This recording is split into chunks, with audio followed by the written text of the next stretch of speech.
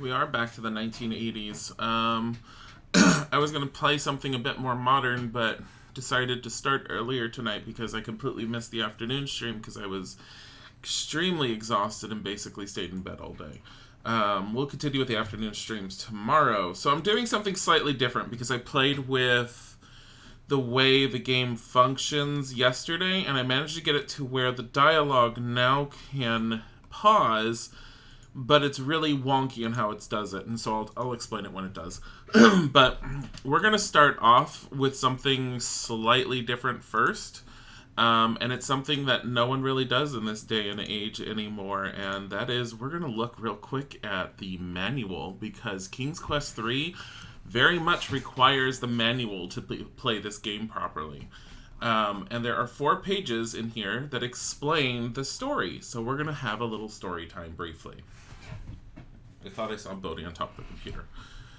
So a long, long time ago, when magic was the only science known to man, there dwelt in the land of Ludor a wizard named Manannan. He was very learned in all matters of the heavens and earth. Of great age, Manannan presented a frail appearance as though his skin were made of bleached and weathered parchment. Manannan's impression of fragility lasted only until one looked into his coal-black eyes, which burned with a strange fire. This was indeed a powerful wizard. Although he was powerful and capable of conjuring up vast armies of spirit servants to sweep his hearth, prepare his meals, and other menial tasks, with which he would not soil his hands, this solution to his everyday needs was not satisfactory to him. For he liked his solitude, and he didn't want a lot of spirits, who besides all else are quite inquisitive and mischievous, cluttering up his house. Instead, he impressed a very young boy to do his bidding, taking the lad when he was only a year old so he'd have no memories to tug at him in the years to come. Unfortunately for Manannan, boys grow up and become adventuresome young men. As his slave grew in stature and in strength, Manannan was irritated to find him poking around the areas in the house where he didn't belong, or he would climb down the narrow path leading to Manannan's mountaintop retreat to explore the surrounding countryside. Even punishment did not stop him for long. One day, when his slave was 18 years of age, the wizard found him practicing magic spells. This was the last straw. "You," Manannan screamed, "you have read my books of spells and plundered my supplies of powders and potions. You have even ventured into Ludor again, against my express command, for nowhere else could you have gathered some of these ingredients." "You think you will win your freedom with these tricks?" the wizard sneered. "You shall see your mistake. You have earned only your demise." And with that, Manannan raised his hands menacingly.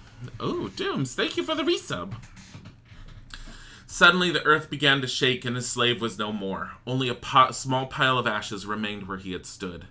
"Next time, I won't make the same mistake," Manannan snarled. "I'll never let any of my slaves reach manhood. I'll have no more accidents." And so the years passed. Manannan went out and found another small boy to be his slave. He stole him from a country some distance from Ludor. I think that's Daventry, guys! To direct suspicion away from himself. Manannan was more careful with his child and watched him closely. The wizard punished the boy severely when he caught him away from the house, and he made sure the boy didn't get his hands on even any ordinary items that might be transformed into magic charms or potions. On the whole, Manannan didn't have much trouble with him, but still on the lad's 18th birthday, the wizard zapped him out of existence. "It's a nuisance having to train a slave all over again," he mumbled complainingly. "But it's better than having trouble like the last time." Sorry, that one wasn't from Daventry. And so he went on, every 17 years, kidnapping a small boy from his loving parents, then slaying him on his 18th birthday of his on the 18th anniversary of his birth. Occasionally the cycle was shortened slightly when he unfortunately chose a precocious child that learned too much before his 18th year, and time went on. So basic gist of the book, and which is why I'm end up showing you guys, this is just basics on, hey, how to play the game, but this part right here, which I could hear. The following pages contain the only legible excerpts from the Sorcery of Old, Manannan's Book of Magic. All other spells in the volume are so faded that they are indecipherable to mortal eyes. To perform any of the spells, open the Sorcery of Old to the appropriate page and follow the directions precisely. If you don't have this manual, you cannot play King's Quest III. It's not possible, because you need these excerpts. Any deviation from the correct procedure, including the exact recitation of the empowering verse, can cause fatal, if sometimes humorous, results. Note, parentheses indicate descriptive text, not instructions you need to type into the computer. So here are the spells. So the spells that we're going to be able to work with are understanding the language of creatures, flying like an eagle or a fly, teleportation at random, causing deep sleep, transforming another into a cat, old school. This actually wasn't meant to be copy protection. It was unintentional DRM, which is funny. I always thought it was actually old school copy protection. Found out it wasn't. Brewing a storm. Becoming invisible. So things we're going to want to keep our eyes out for. Lard. What the hell is that? Cactus. Spoonful of cactus juice, drops of toad spittle, and magic wand. All of the spells are going to require a magic wand, except for brewing a storm. Ocean water, spoonful of mud, toadstool powder, wand jar, mandrake root powder, small ball of cat hair. We're going to need the cat. Spoonful of fish, 2 spoonfuls of fish oil, a magic wand, again, of course. Dried acorns, nightshade juice, an empty pouch, salt grains, dried mistletoe, rounded stone of unusual color, a smooth rounded stone of unusual color, and a magic wand. We'll come back to this as we need the book, but it ends up being very, very, very important that you follow everything in here when you're creating the spell. If you deviate slightly, you will fuck up. And when I first played the game, like, long time ago, I very much did fuck up. Let me. I gotta move this out of studio mode. Okay. So now, on with the game. So I managed to put the game into windowed mode. We're gonna restart it. Fuck, this is fucking complicated beyond anything you've ever read. It is. But that's what these games were like. Hold on. Why is it not showing the game?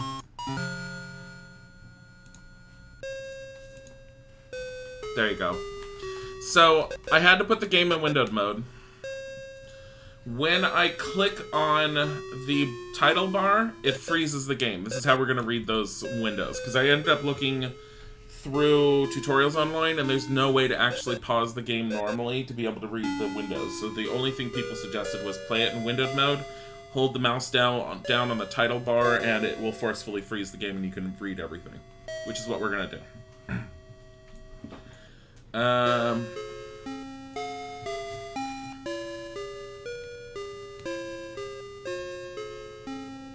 Come on, game. Gwydion is a lonely lad of 17 who has lived for as long as he can remember with an evil and cruel wizard by the name of Manannan. Gwydion gazes upon the countryside of Ludor with longing, wishing he were free to leave, but alas, such is not the case. So him being 17 is critical, as we know now.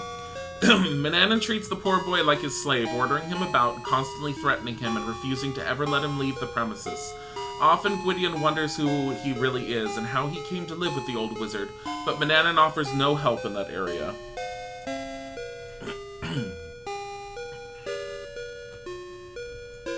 Suddenly the front door opens and out stalks Manannan, the wizard. "Gwydion!" he shouts harshly. Oh, Gwydion rushes to his side, afraid he may be in trouble. "Why are you not working, boy?" the wizard sneers. Gwydion mumbles a faint reply. "The kitchen floor is filthy," Manannan grumbles. "Go sweep it now!" Turning on his heel, the wizard re-enters the house, slamming the door behind him.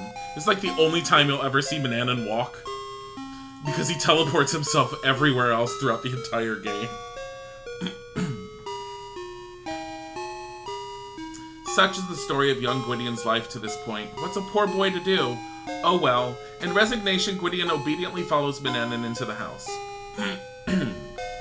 So I found out, if you guys end up having this game or anything, if you hit Control F5, it brings up the Scum engine, which allows you to change certain things, which is also why you're not seeing the mouse anymore on the screen, because I disabled the mouse because the game was never intended to be played with the mouse.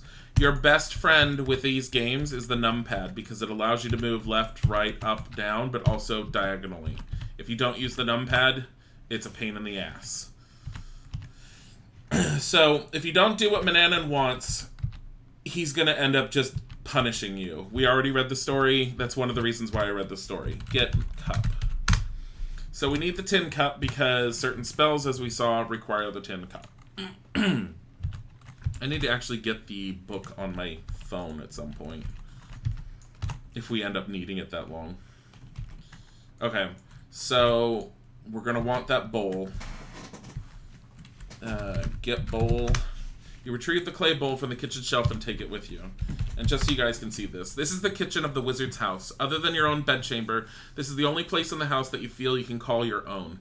The wizard rarely enters the kitchen. On cold days, the fireplace is a cozy place to sit. By the way, just so you guys know, because Isaac is working on D&D, that's why he's not quite here with us, but he is here because I have the microphone in the middle of the table and set up so that he can talk, and he's watching it on his side while he's working on the stream. I'm sorry. So, you take the carving knife from the iron rack and keep it with you. Just so you guys can see. There is an iron rack hanging on the wall by the fireplace. Your wooden serving spoon is hanging on the rack. We saw that some of those spells require spoonfuls. I think you need the spoon for that. Take spoon. Take the wooden spoon from the iron rack and keep it with you. As I mentioned yesterday when we did it, anything that has an asterisk next to it is considered a object that can be used for magic that Mananan will recognize. If he catches you with it, he will execute you.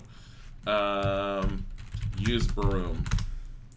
How can you use that which you do not have? Get broom. Sweep the kitchen. Now, messages are not appearing all the time. Yeah, it's something with the scum VM we found. I don't know how to fix it offhand. I've tried doing a window capture to the game and it doesn't work, which is sad. I can try doing... Hold on one second. Let me see what I have currently. I have...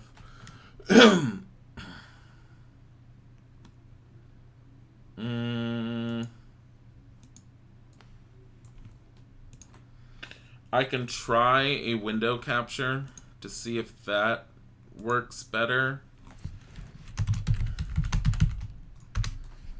Might as well...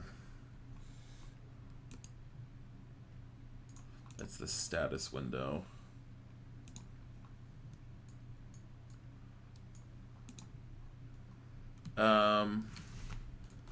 Let's try this and see if this fixes it. I need to move it down here.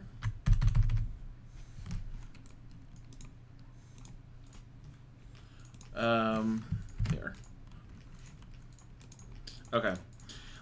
Tell me if messages don't continue not to appear, and then we'll know whether or not something needs to be fixed on it. So we're going to be saving a lot, and I don't remember if we need any of this stuff on the table. What is this? You use the heavy oak table when you prepare food for the wizard. There's a loaf of bread, some fruit, and a mutton chop on the table. Do we need any of those for spells? Feather of a bird. I don't think we needed anything of those. We need a fishbone, a thimbleful of dew, rose petal essence. We know where that is. That's upstairs. Pinch of saffron, fly wings. We know where the fly wings are. Tail feather from an eagle. Shoot. Okay. I don't think we need mutton for anything. And some fruit.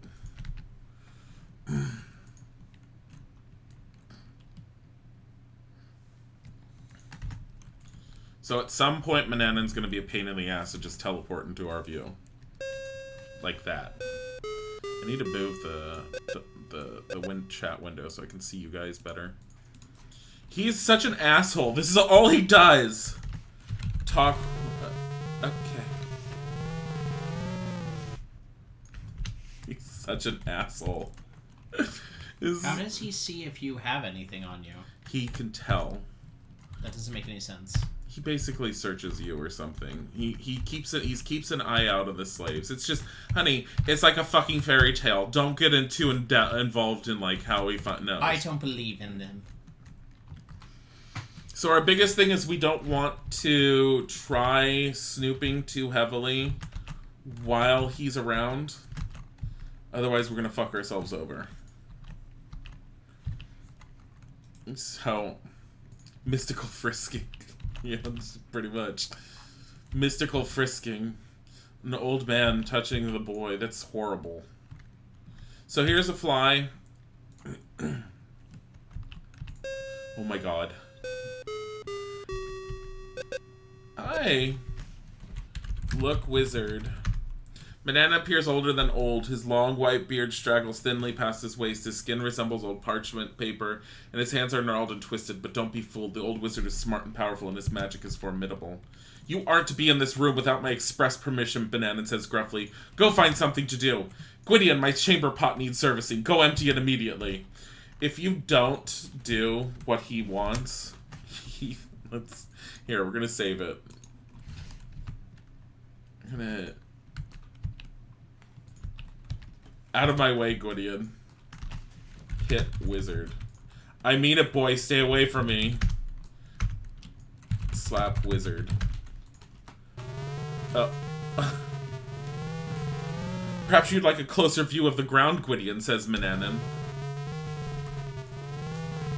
Suddenly you feel squishy and slimy with an awful weight on your back. Your tentacled eyes swivel around to see your shell. Oh no, he's turned you into a snail. Look at how slow we are. Just, oh god. Oh god. We'll make it somewhere eventually. The spells do wear off. These are his punishments. Mistakes have been made. It was called staring at him and not doing anything. The other one that I've seen is he forces you to magically do exercise for a long period of time. I don't know how long this lasts. We've made it behind the staircase. What the fuck? We're a snail. What? It's a Bodhi. Hi, Bodhi. Bodhi's on the back of Isaac's chair. We're almost halfway to this. Okay. Well then. He did want his chamber pot done. If you don't do that, he's just gonna end up messing with you again. Oh, the cat. Clean pot. Empty pot. So he likes the slave boys to be in shape. Creepy. Wrinkling your nose in disgust, you throw the smelly contents of the chamber pot out the open window. What a way to make a living. Not really making a living when you're a slave. I like how your outfit completely blends in with the color of the rug and everything. I like how Manannan sleeps in a room with pink drapes everywhere. Where did the cat go? It's how you keep living. It's true. So, knife, spoon, empty cup, bowl. I would like to actually fast. So, like I mentioned before yesterday, so look. This is your own pitiful bedchamber. Compared to Manannan's fine room, yours is almost a cell. The bed is hard and uncomfortable with only a threadbare blanket and a small flat pillow. The other furnishings are junk, but as poor as it is, it's your own haven as the wizard never enters it. So, as we mentioned before, so hide bowl. Anything you have, you can hide under your bed.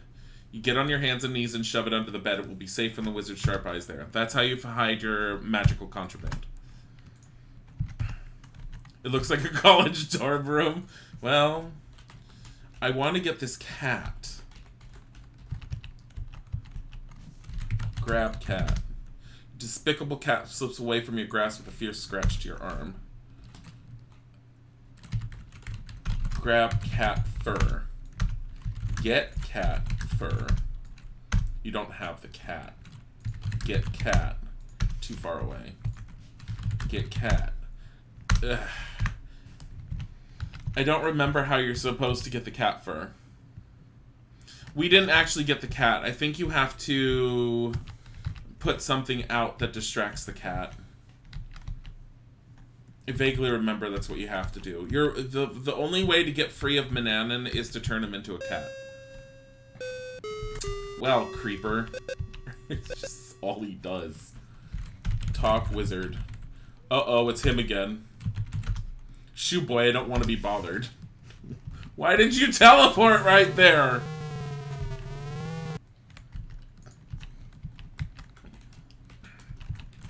So if you guys want to see what happens when he discovers you've been doing stuff,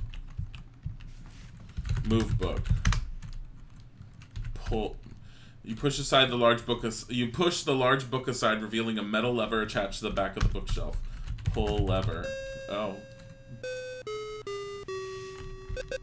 You're up to no good, Gwydion, Manannan snarls through clenched teeth. Never again will you discover my secrets. And he's just gone. Thanks for playing King's Quest 3. Next time, be more careful.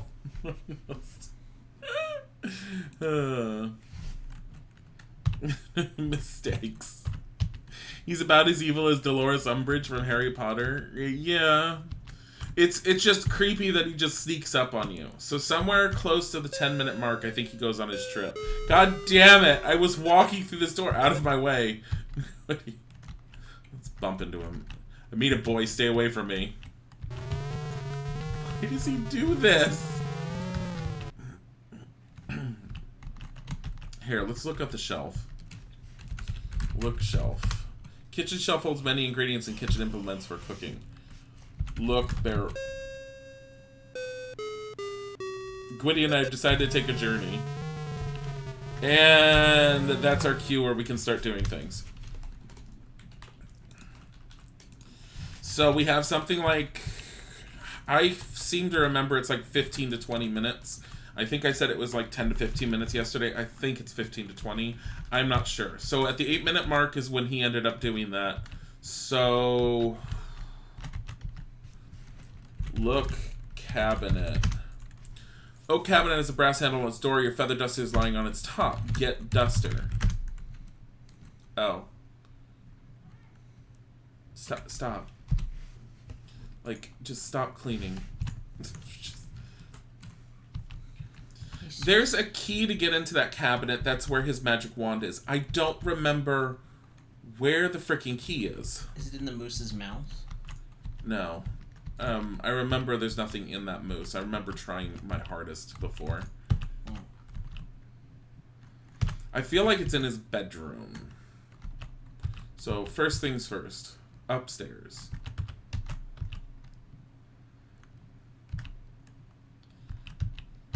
Get fly. You pick up the dead fly and drop it into your hand. Disgustedly, you look at it. I don't want to carry around a dead fly, you think. Picking off its wings, you throw the rest away.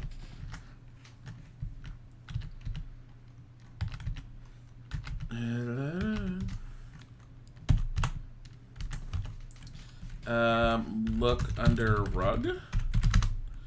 You tug at the rug for quite a while before realizing you're standing on it. That'd be why. Look under rug. You lift up the rug in several places and look under it. Sad to say, all you see is the dust you swept under there yesterday. Look under pillow. Dropping to your hands and knees, you peer under the bed. There's absolutely nothing there. Search bed. What about the chamber Is it pot? lost? Ew. Open drawer. In the vanity drawer are many uninteresting items, although the wizard's hand mirror may come in handy. You grab it, then close the drawer. Open closet. Look in closet. You see voluminous velvet robes, satin slippers, peaked hats, and soft linen gowns. Look in robe. Get robe. It's of no use. Get gown. You don't need it. Look in closet. Open drawer. Quietly opening the drawer below the closet, you discover nothing that interests you. Look on cabinet. Maybe it's up above. Cabinet is fashioned of ornately. Look above cabinet. You run a hand along the top of the closet. Suddenly you touch something metallic. Grabbing it, you discovered a small brass key. What could it unlock? Close closet. Make a little zap over our body to communicate that he was zapping us. What? It's like I like it. I like the zap over body, yeah. Open drawer. What's a drawer? I know. You find baubles and trinkets which do not interest you. Suddenly your eye falls on something that does. A vial labeled rose petal essence, which you eagerly take. Okay. I think we got everything that we can in this room. So, everything with an asterisk. So we need to hide the essence, the brass key, the wings, and the mirror.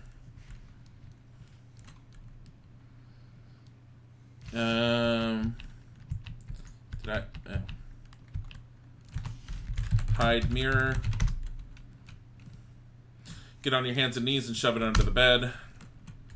Hide essence. Hide wings.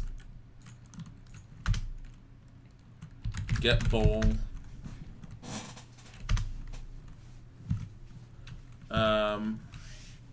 That brass key. Here's what I don't remember. If I get the wand right now, will he notice it missing? I don't remember if the wand is something you want to replace. Bodhi, what are you doing?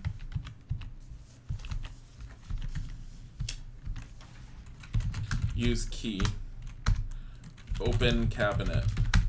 You unlock the oaken cabinet using the brass key. Inside you find the wizard's magic wand. You take it with you knowing it could mean death if he finds it missing. After closing the door, you carefully relock it. Put wand back. You unlock the cabinet. Yeah. You can't take the wand with you. Okay, so we're not going to waste time then. Let's reload it.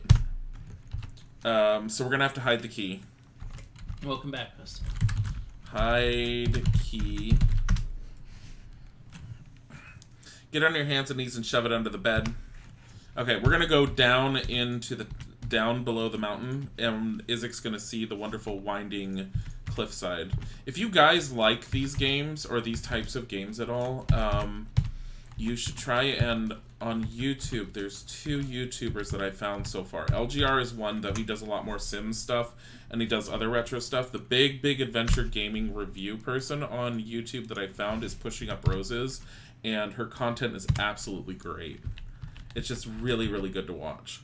And she does cover all of these. So we're going to do normal because I'm going to die if I don't. New save. Stream 2. Da-da-da-da-da.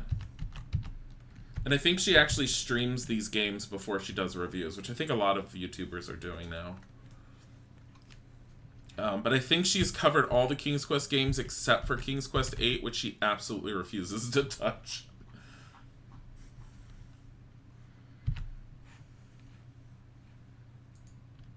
Am I safely against the rock, or... Yes. Okay. How do you like this path, honey? Just thumbs up. It's beautiful, honey. Oh, I almost fell off right there. Why the fuck do they put these in every single game? It doesn't make it hard. It makes it challenging. It's a game, honey. Do you want everything to be a simple walk left, yes. right, up, down without any challenge? No. Yes. No, part of the fun was playing and navigating in these environments. What is this on the ground here? Look, tree. The many beautiful trees bring a sense of peace to this place. I always feel like this is something. Get pebbles? What's a pebble? Look ground. Look path. The winding path leads dangerously up the steep side of the dark mountain. Like, I feel like those are something. The little black specks, whatever those are. Because they're very... They stand out. Oh, you subscribe to her on YouTube? Pushing Up Roses is a pretty cool person. And even covered the... Yes, she did cover the Laura Bowl games. I did see all of hers on those. And like I said, I've never played those, so I was curious. Look, bird. You see 2 pretty birds looking at you. I know that if you get the spell to listen to animals, they're talking. Look, cactus. Evelian! Thank you for the raid! How are you? And what were you playing? And what were you doing? I need a shout out for Evelian here. This is SOML. Actually, is it Evelyn? I'm horrible. Oh my god, honey. I'm horrible. I keep on saying Evelian because it looks like an I after the EL. I'm sorry. I'm horrible. Where? This cactus! This one. Look, cactus. Hello, Raiders. We are playing King's Quest 3. We have actually gone over and showcased the instruction manual and even read the beginning story with everyone. It's a handsome example of a species, but not one you'd care to handle. Look at those thorns. Use knife on cactus. I can use that which you do not have. Cut cactus. It is a handsome example of the species, but not one you'd care to handle. Look at those thorns. I don't remember if we can go out here into the desert or not. I think we die if we do.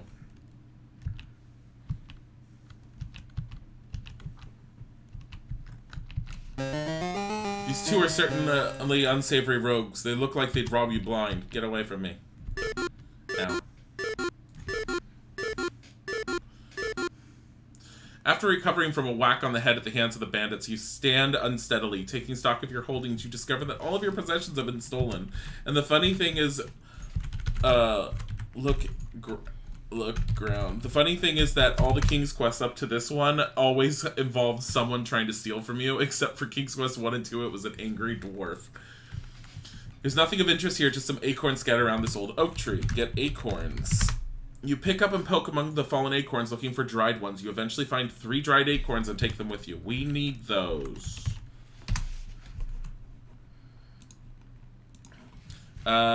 Reach in hole. You lie down on the ground and reach into the small hole. You feel around inside the hollow tree and discover a rope stretching up into the tree. You pull it, and to your amazement, a rope ladder falls from the branches above. This is where we died last time. What? Oh. Why? Why? Why what? Why would that make that happen? Because if you say, look tree, you look up into the towering oak tree. You can only see large spreading branches and thick leaves. Looking down, you see a small hole between the tree's large roots. Look in hole. If you say look in hole, it sits there and tells you lie down on the ground and look into the small hole. It's too dark inside to see anything. So if you reach your hand inside, you can feel a rope, and when you pull the rope, a rope ladder comes down. Because this is... Why? Because the branches are really thick and big, and they're hiding the bandits' hideout. You've entered the bandits' hideout. One of them is coming after you. Oh god, he pushed me off! Thanks for playing King's Quest 3. Next time, be more careful. Okay.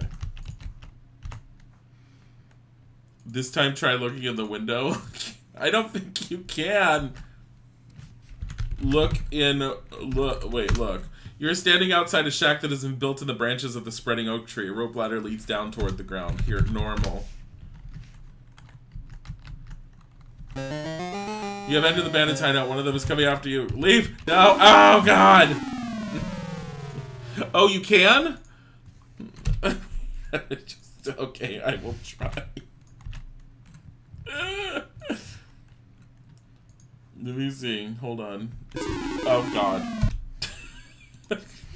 It's been a long time since I've played this. I have not played this in over 10, 15 years. Something like that. Look in window. There's no window, only a hole cut in the side. Look in hole. Look in door. Seems to be somebody moving around inside the treehouse.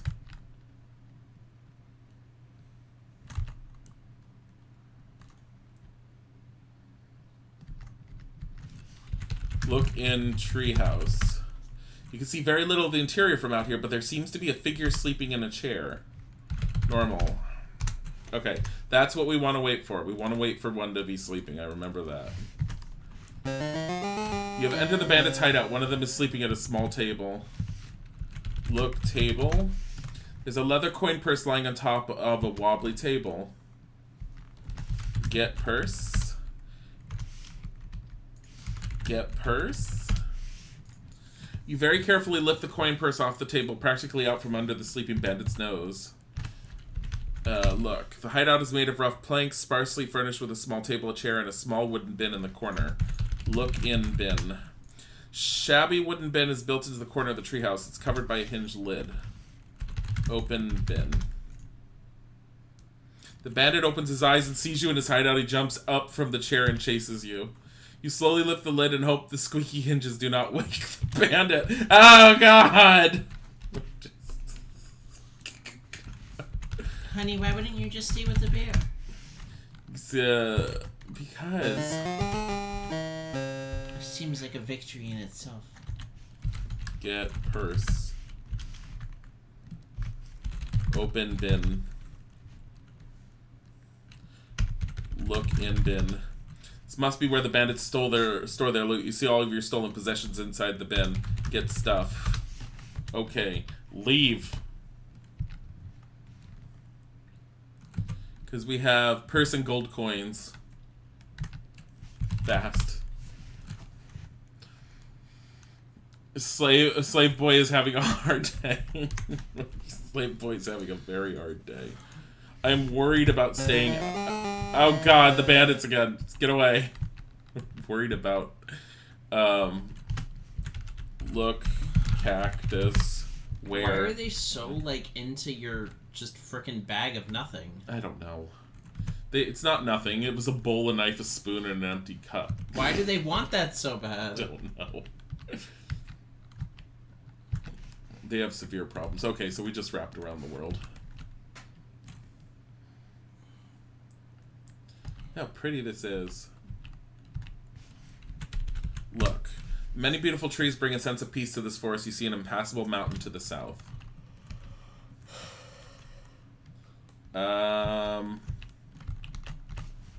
Look tree? It's a nice tree, but totally uninteresting.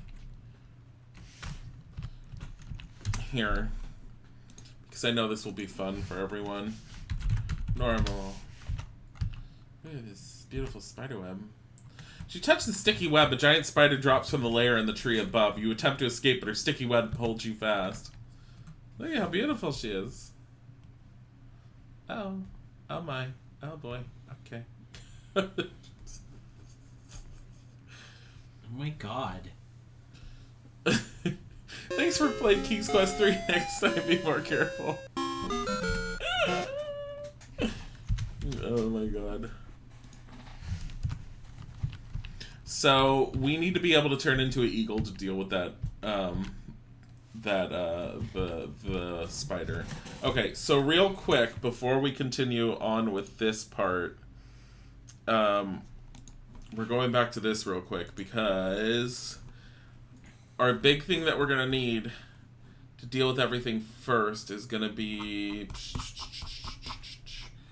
transforming another into a cat. So we need half a cup of mandrake root powder, so we'll need mandrake root powder, a small ball of cat hair, so we need to figure out how to get the cat.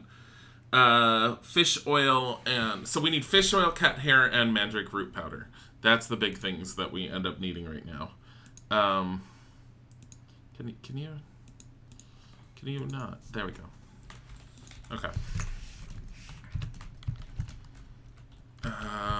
So we need to figure out how to get the cat to, like, I'm trying to, the thing is, I don't remember how to get the cat, but I remember it's rather easy.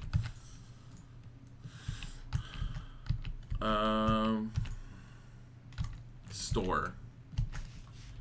Look in purse. Eagerly peek inside the soft leather coin purse and discover it contains some shiny gold coins. You may want to count them. Count gold. You have 8 gold coins. Open door.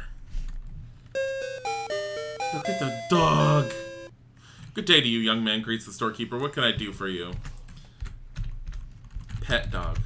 You need to be closer. Pet dog.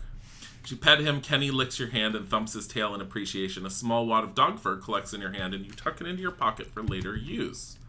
I completely forgot we need that. So, that was pretty decent. Talk to man. Storekeeper asks now, what can I do for you? Look shelves. The shelves are filled with all sorts of useful items. There are a few items of particular interest to you. Leather pouches, salt, fish oil, and lard. So we need fish oil. Buy fish oil. A wise purchaser, the balding storekeeper states, you will find no better fish oil in the land. That will be 1 gold coin. What else can I get for you?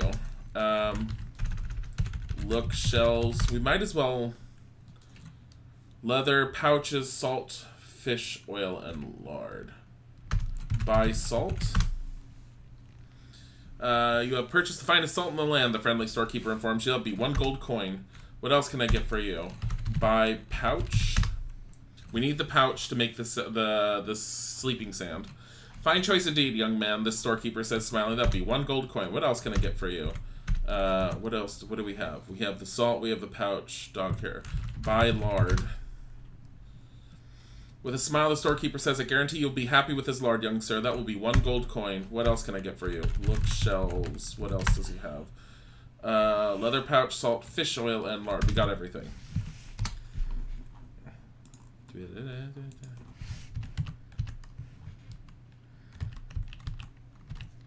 Now, how do we get the cat? Let me see. Actually, let's go to the end of this pier.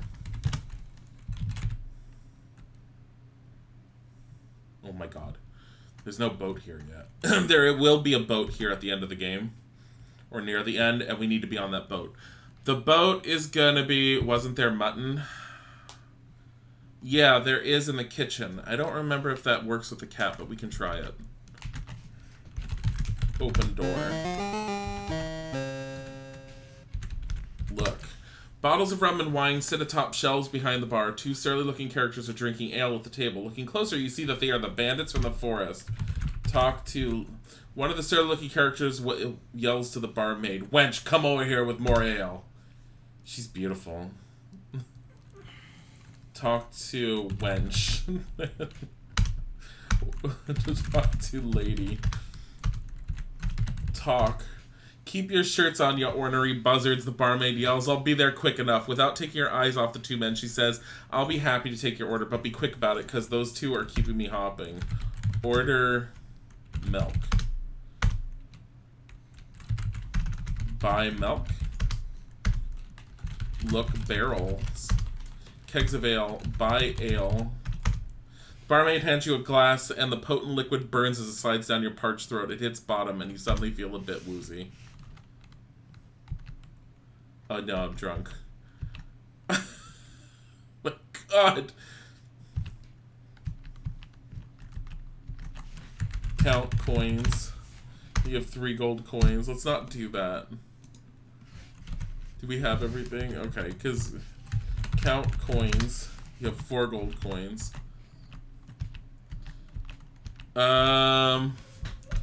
Open door.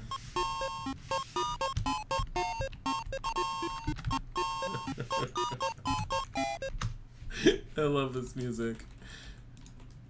Okay. Talk to woman. She tosses her head and replies, "What'll be for you, sir? A good pull of ale, or do you rather a dram of rum? My, aren't ye the handsome one?" Buy rum. Barmaid hands you a glass, and the potent liquid burns as it slides down your parched throat. It hits bottom, and you suddenly feel a bit woozy. Oh my god. Oh my god. Okay, I don't think we need the alcohol. I feel like we need cream or something for the cat.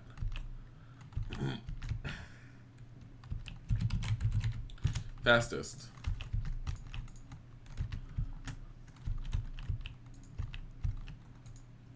Go this way. Oh. Fast. Look tree. On one of the trees is a light green colored plant growing upon it. On closer inspection, you see that it's mistletoe. Get mistletoe. You're not close enough. Oh. Get mistletoe. You search among the hanging mistletoe until you find a sprig that is dried. You can break it off and carry it with you. Get feather that just dropped from the eagle. Okay. Shouldn't I be going back home? Luck. Probably. It's only been 10 minutes. Open door. Oh my god. Sit in chair. You feel very small and uncomfortable in this big chair. This chair is much too hard. Look, house. You're in the charming home of the 3 bears. Mama Bear certainly does keep her house nice and cozy. Sit in chair. You sink deeply into the overstuffed chair, too deeply. This chair is much too soft.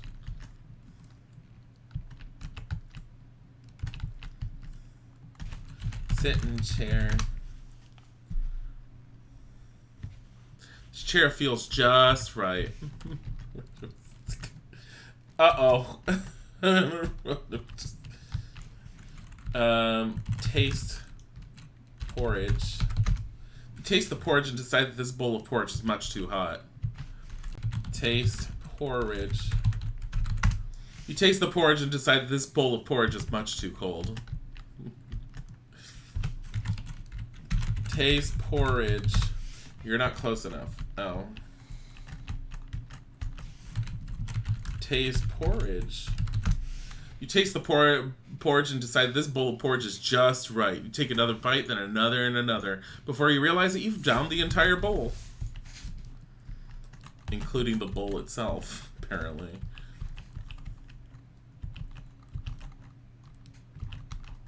Which is... Try bed. You can use that which, lie in bed. You jump onto the medium-sized bed and sink deep into its fluffy depths. This bed is much too soft. I just realized where you are. It took me that long. Get in bed. Freaking slow ass. You flop onto the biggest and hardest bed. This bed is much too hard. Get in bed. You lie upon the smallest bed and snuggle down into the pillow. Ah, this bed is just right. You've fallen asleep.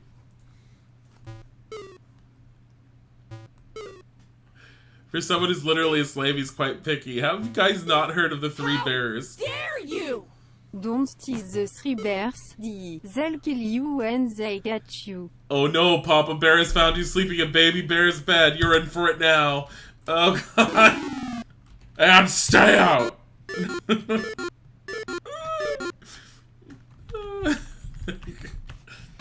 Open door. Oh. Scram, growls Papa Bear. We're not interested.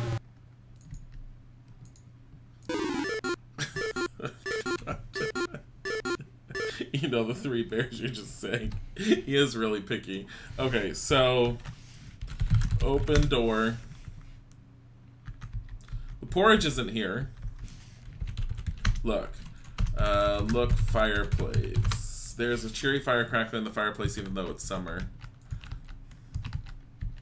Did I get points for doing that? Try chair? No. Do I really care about the points? I mean, if it doesn't give me anything, I don't care.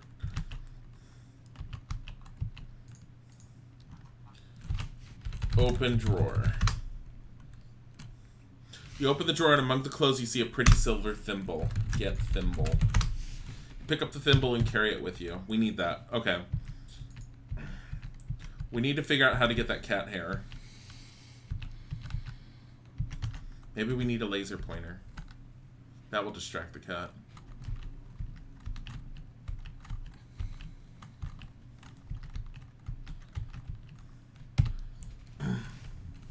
A child sleeping in my home? Yeet. Human trafficking, not your concern, it's true. It's been 12 minutes. I think we need to go back. It's been a while. Okay.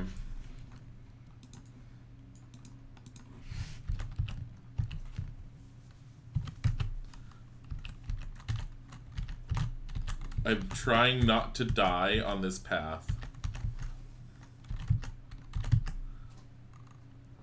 Okay, normal.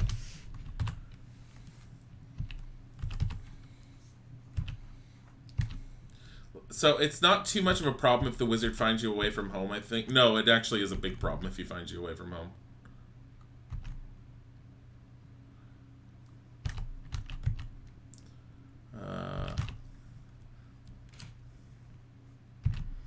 I mean, better yeetin' than eaten. It's true.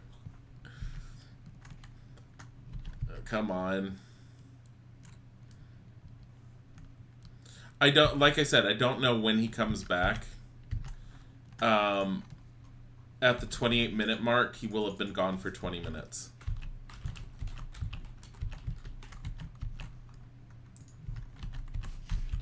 Open door. Fast.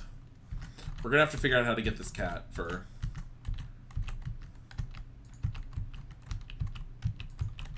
I mean, I could try doing the mutton thing. It doesn't hurt to try.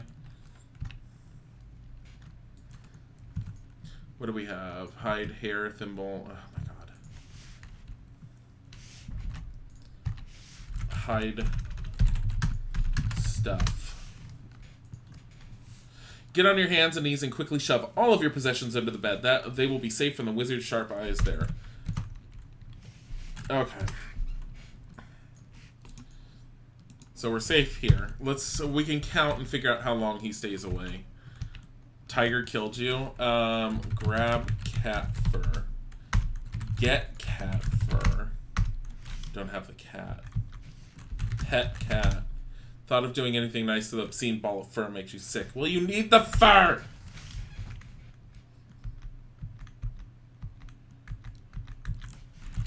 Grab cat fur. Get cat fur. Don't have the cat. Let me go get the mutton.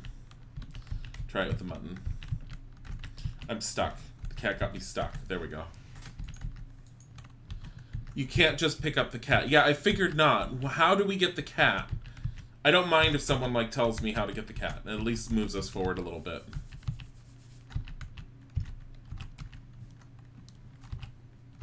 Yeah, that's what I was thinking yesterday, and that's what I've been thinking today. You can't just grab the cat. You need to do something.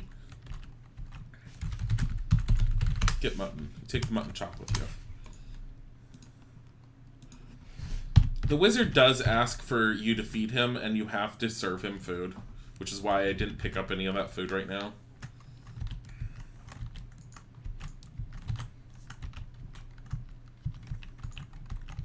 Scare the cat? I No. like how he just doesn't you have care to. where you are 90% of the time. He's a wizard. You have to actually. You have to actually grab the cat. Scare cat. What's a scare? Give mutton to cat.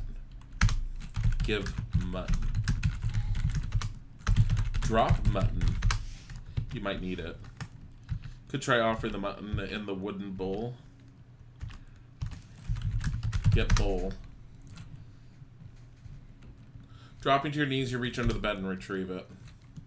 Look under bed. Your possessions are still safely there. Put mutton in bowl. I don't think you can. What? Did we just put the mutton under the bed? We did.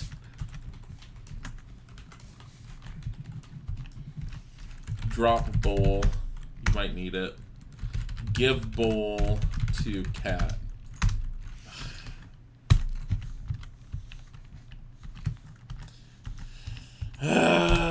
Okay.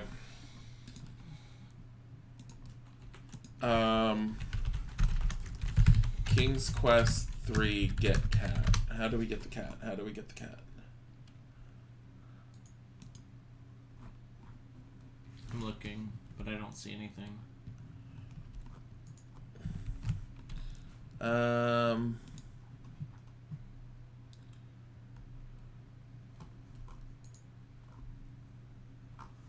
Well, there's also a magic map at some point. I'm looking it up.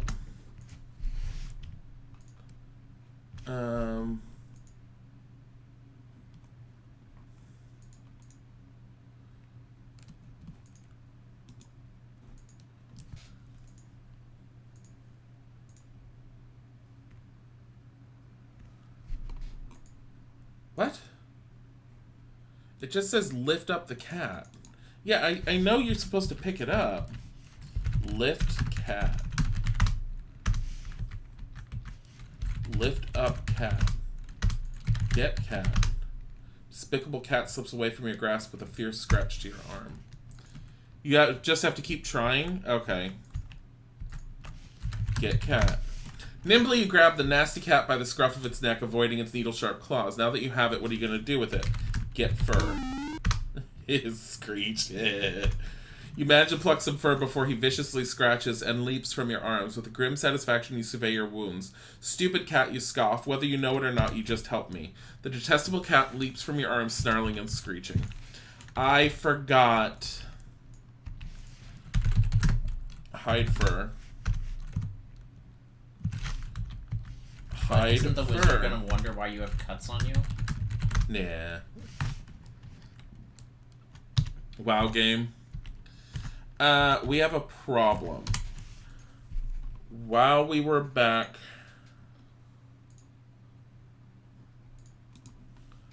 Okay.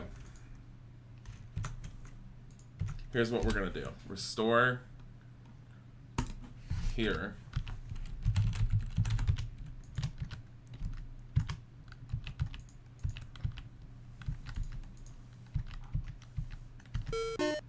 There are 3 fully clothed bears coming. You hear Mama Bear say, "Thank you, dear. That was a lovely walk."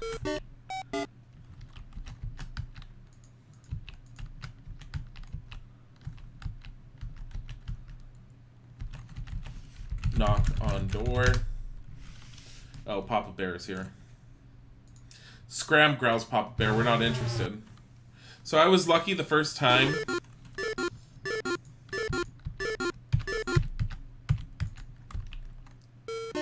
What's this? 3 clothed bears. You hear Papa Bear exclaim, "What a beautiful day for a stroll through the forest."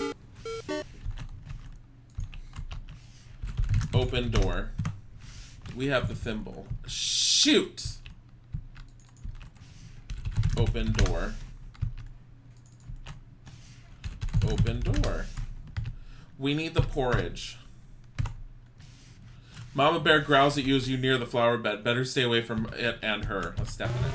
Oh dear, you've annoyed Mama Bear by trampling her precious flowers.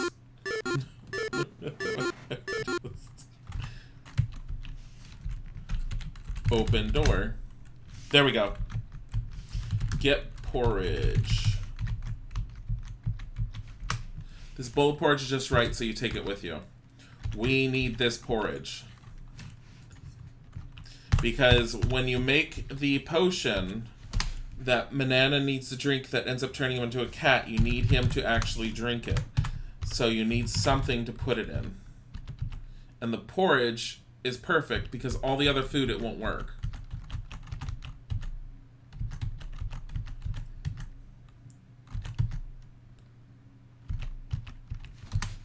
Okay. I'm saving because I don't trust myself to not fall off this.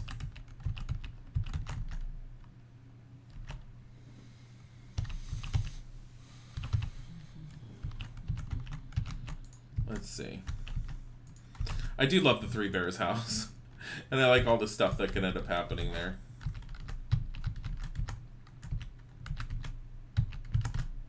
Oh my god.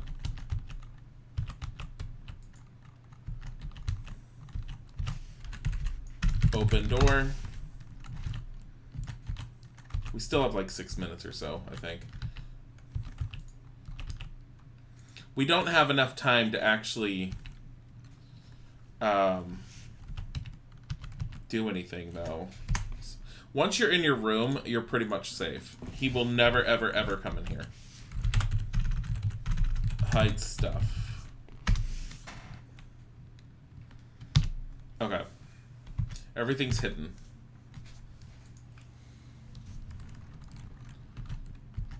So,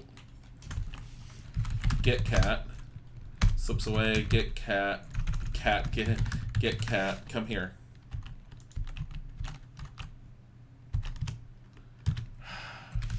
Get cat.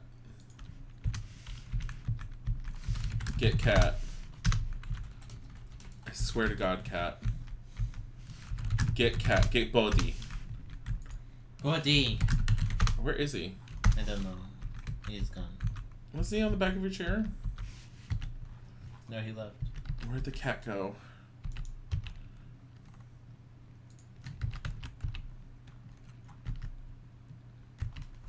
If you just go between the different rooms, he eventually appears.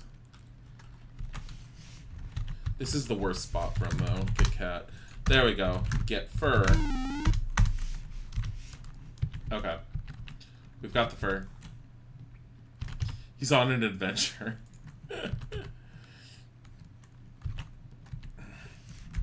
Hide stuff. Okay. In the interest of not having to wait for the wizard yet again, we are gonna try get fur, get cat fur. Actually get stuff. I don't know if we have enough time to do this, but we're gonna try to make this in time. I mean, I think he's gonna come back and he's gonna catch us.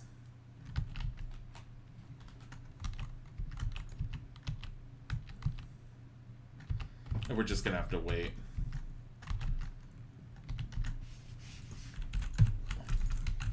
Open cabinet. You unlock the open cabinet. You take it with you. After closing the door, you carefully relock it. Move book. Pull lever. Trapdoor opens, revealing steep stone steps leading into darkness.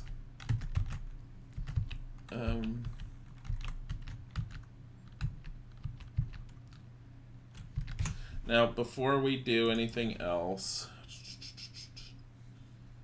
let's see.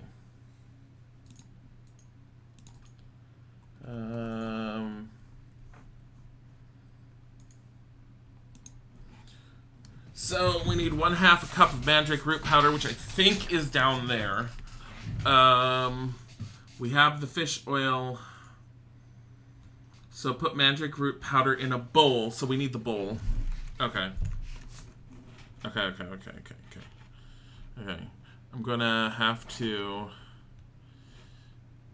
keep this on the side, sort of.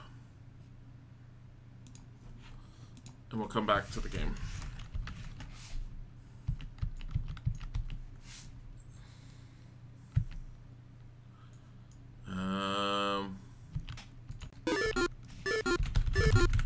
Look shelves. Curiously gaze at the strange jars of ingredients and animal and human bones and other odd implements which line the rows of shelves. You see jars of ingredients resting on the labeled shelves, shelves bearing such ghastly names as powdered fishbone, nightshade juice, mandrake root powder, saffron, toad spittle, and toadstool powder. Get mandrake powder. You remove the jar labeled mandrake root powder from the laboratory shelf and carry it with you. Okay. I don't know if we have enough time to do this, so we're going to try. So, stream 3. So, in order to do this, we need to open the book to page 25.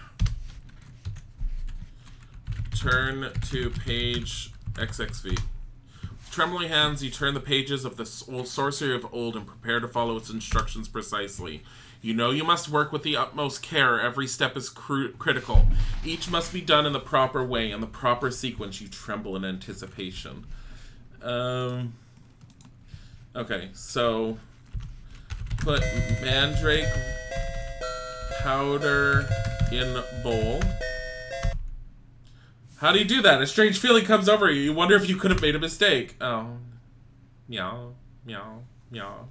That was amusing. Gwydion. Oh my god.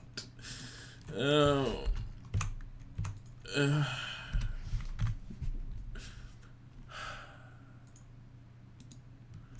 Do I have my bowl with me?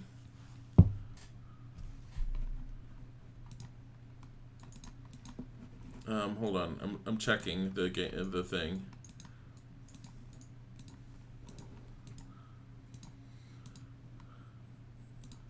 Okay.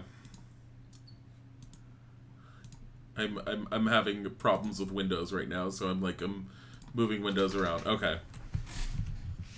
So turn to page XXV.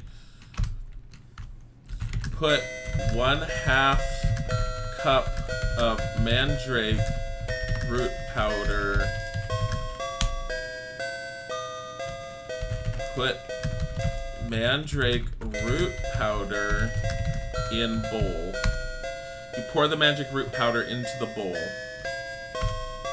Put cat hair in bowl. You mix the ball of cat hair in the mixing bowl. Put fish oil in bowl. How could you do that? Damn it!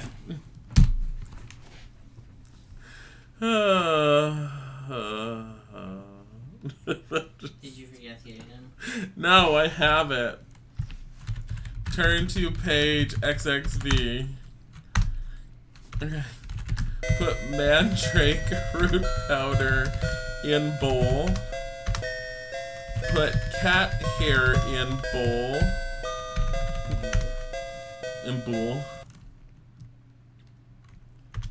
Put 2 spoons of fish oil in bowl. Pour the fish oil into the bowl and keep the empty jar. So we have an empty jar. Oh, because we need to use that jar for the... Stir the mixture with a spoon. What does it say? Dough will be oily. Hello. Stir mixture with spoon. You mix the ingredients together and the mixture turns into an oily, disagreeable dough with cat hairs sticking out of it. Oh, because you make it into a cookie!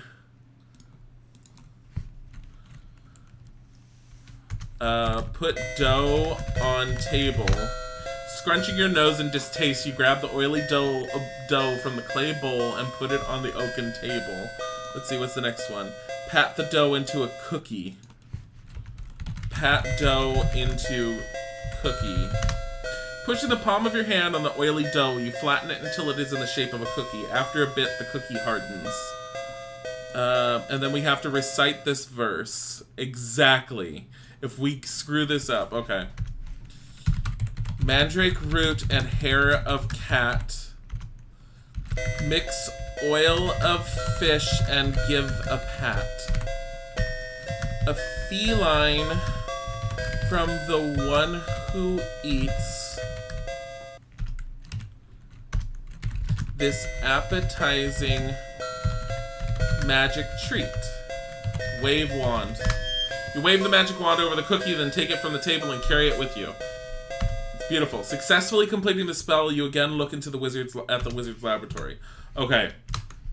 I don't know if we have enough time to do this. So we need to leave now.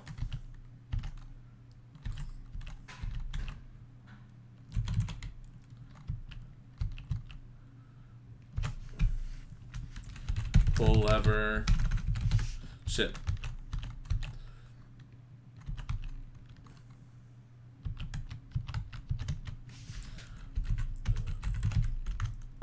Push book.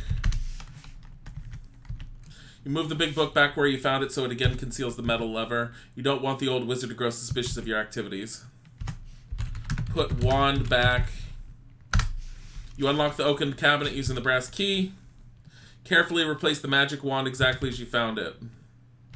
After closing the door, you carefully relock it. We gotta get upstairs. We gotta get upstairs.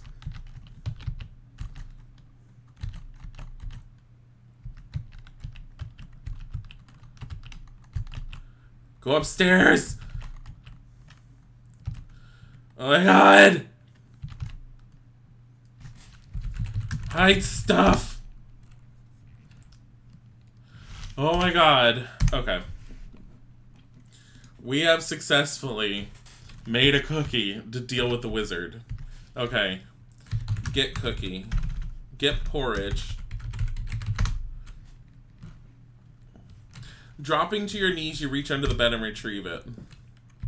Get cookie. Dropping to your knees, you reach under the bed and retrieve it. Look cookie. The only resemblance to a real cookie is its flat, round shape. It is hard and has cat hair sticking out of it. Definitely not appetizing. Put cookie in porridge. Porridge conceals the crumbled cookie. It still looks as appetizing as ever. Eat porridge.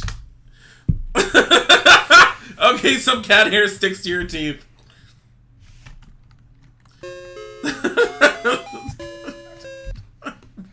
That didn't turn me into a cat. That just straight out murdered me.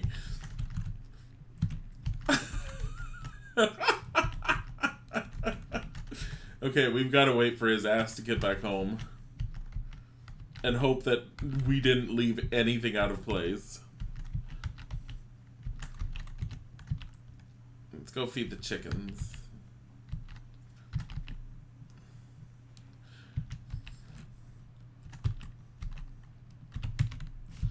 Feed chickens. Just...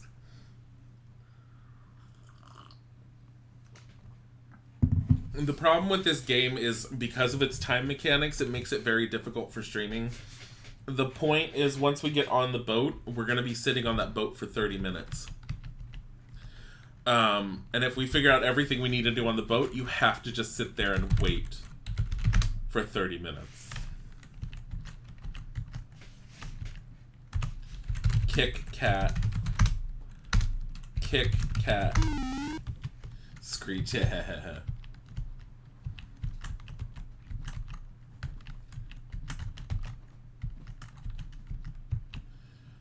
What are we waiting? How long does it take him? Is the books back? Are the books back? Ooh, nice! Books back. Okay. That was the most amazing thing I've ever seen. Dilly, that was fucking awesome. Which one, Well Evan? done. Kicky the cat? Kick cat.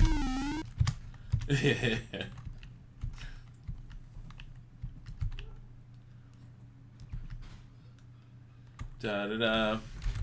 Get mutton. Take the mutton chop, get bread, get fruit, because we don't need any of this stuff anymore, because the moment he says that he's hungry, we're just giving him the porridge, and he'll turn into a cat, and we're done. Oh, the spell? Yeah, we have a bunch more spells to do, so we will intentionally mess them all up so you can see what happens, because each one of them has a failure animation, and they're cute and adorable. I loved this game when I first played it, just because you had to get the instructions out and you had to like sit there and follow it, and it does a really good job in an adventure game of making you feel like you're a wizard, and it's fun and enjoyable just because of that. And then if you've seen, if you don't get the wording just right, you fuck up the spell and you get like a failure animation. Why do we have to wait so long? Oh my god. Where is he? Where is he? Oh my god. It takes forever. I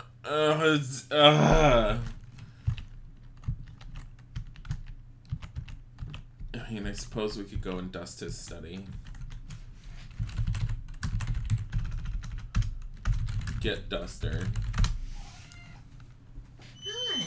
Did he? What is he doing? He's kneading. Oh. It's the body. Yes, Body. I think we can get feathers off of this feather duster. He's scream. Oh, I hear kitty noise. That's Bodhi. Get feather. Pull feather off duster. I don't even know if we have everything we need to like cast every other spell. So we have the, let me see, what else do we need? So while we're waiting, let's go back into the I manual. love my kitty. I mean, we'll hear it when he gets there.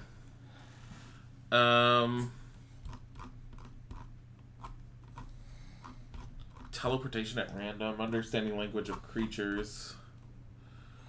So, small feather from a bird. We don't have that. Tuft of fur from any animal. We do have that. We have the dog. Reptile skin we don't have. Processed powdered fish bone that's downstairs. Thimble full of dew. We're gonna have to get some dew. So that's going to be down and out on the field. We'll end up finding a plant that has some water on it. Salt grains. We have salt. Mistletoe we have... Oh, he's back.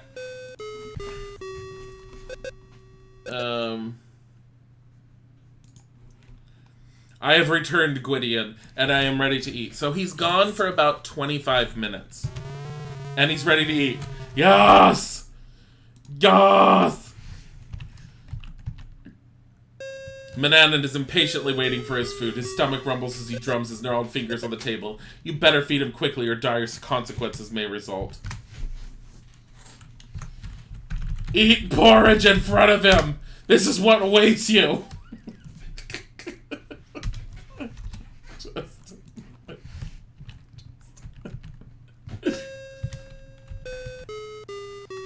Honey, why are you mean? Give porridge to wizard.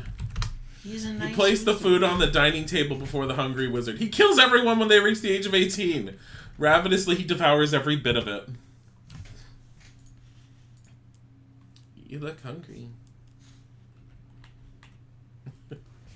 It just...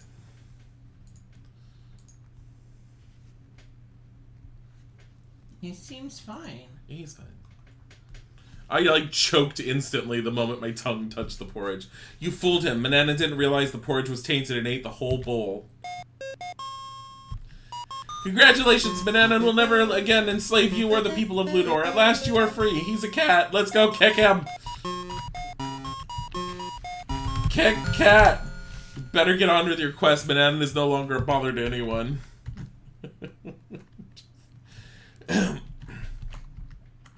So we need a rounded stone of unusual color. So we're definitely going to have to go back down the mountain. But we got rid of the heart. So when I played this when I was little, it was a really, really hard for me to figure out everything I needed to do because I didn't look up walkthroughs. I figured it all out on my own. Get stuff. And it took a while. I think Mananan ended up leaving on different... Because he leaves intermittently over and over and over if you don't deal with him. I think he left like 5 times before I finally figured out what to do. And when I finally made the cookie, I was so happy. And when he said, oh yeah, no, there's more to the game. There's definitely more to the game. When I gave him the first time, I was like, oh yeah, look, I got a cookie. And he said he was hungry. I handed him the cookie and he just blows you away. Because you hand him a cookie with cat hair sticking out of it. He knows what the hell it is. Here we go. So we have to go back downstairs. Yeah, no, if you look at the points, the game's about halfway over. That's it. It's like a really long game. It's not that long.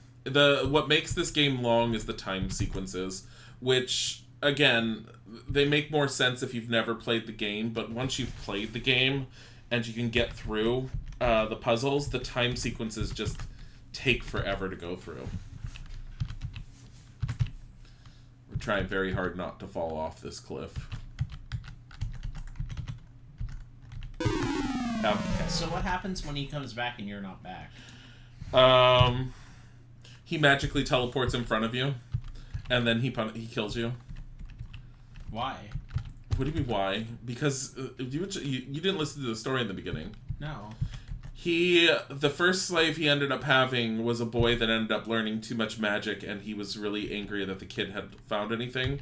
So what he's been doing is he killed that slave. So what he does is he steals a new child from their family shortly after they're born. He keeps them until they're 17 or so, and once they turn 18, he kills them and then gets another one. Unless the kid is just really, really smart, then he just like kills a them. pretty good gig. Just killing off kids. No, not having to live that long. No. The many beautiful trees bring a sense of peace to this forest. What a great guy. He's a beautiful guy. Look, beautiful trees of the forest to the east grow sparse as they reach the edge of the great desert. To the west, you do notice the particularly large oak tree. What a fine oak, you think.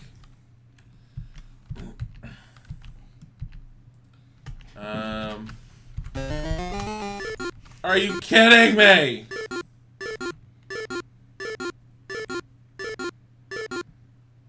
After recovering from a whack on the head. Okay.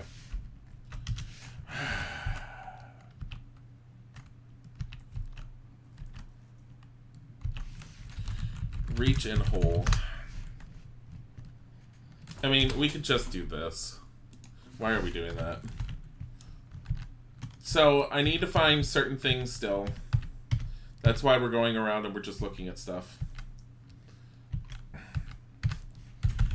Look. It's a comfortable home with the 3 bears. A well-tended flower garden grows out front.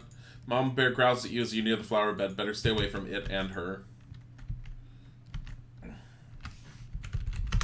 Soft, loamy soil. The forest here gives way to sands of the great desert stretching far off to the west.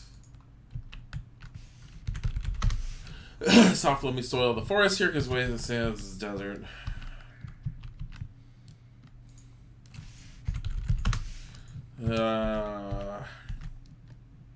Okay, we're going into the desert. I don't remember what happens in the desert offhand, so... The most hideous-looking being has made its appearance. It's Medusa. Your eyes fall upon a face so hideous, so gruesome, that the horror of it is beyond description. People who look upon the face of Medusa with her hair of writhing, living snakes turn instantly to stone. Suddenly your body feels cold and stiffens hard as a rock. You make a nice statue, Gwydion. That's what happens. Normal. Use mirror. Shit.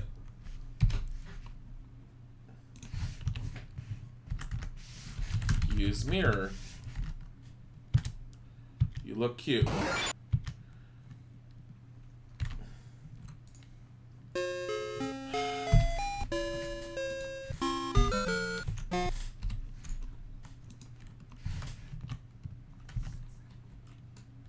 Oh, like this.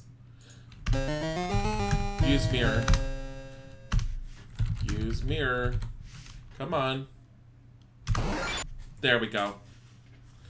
Averting your eyes, you aim the wizard's hand mirror at the Medusa's face. A scream pierces the air as she beholds your own hideous reflection. Then nothing. You dare to look. Medusa has turned herself to stone. Because you're not supposed to be looking at her. That's why it was bullshit. I was supposed to face the other way and then just wait for her to get to me. Look, statue. Even as a statue, Medusa is incredibly ugly. Break, statue. Could you do that? I think you have to actually cross the desert for something, and she's in your way. Look, you have entered a great desert. Honey, take her with you. Adventure. What? What? Get cactus. It's of no use. Look, stones. You've seen one rock, you've seen them all. Look, skull. There's some old, uninteresting bones. Get bones. Get skull. Look. Look around and see no familiar landmarks. A tight knot of fear begins to form in your stomach as you realize you don't know how to get out of this desert. Don't we just go back? Oh no, we don't. The snake! Look around and see no familiar landmarks. I think I need the teleportation potion to get out of here.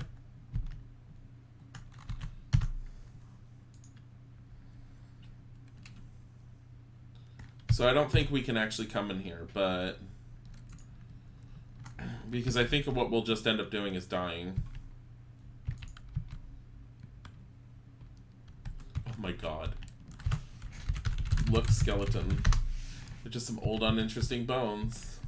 Wonderful. Oh my god! Ethan Spriggs! Gifted tier subs! I hit that again on accident. 5 tier subs. 5 tier subs to Inoli316, Plastic T-Rex, Strange Lace, Barachi Tabri, and Kremlin Joe. Thank you for the gifted subs. It's very sweet. It's so nice. It's so nice. Guys, can we get some so nices in chat? I'm trying to actually, like, we're gonna die.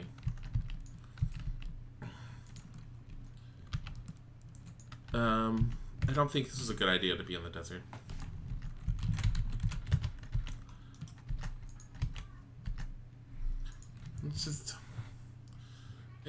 we're just moving everywhere. You are getting very hot and tired. You'd better find your way out of this desert soon.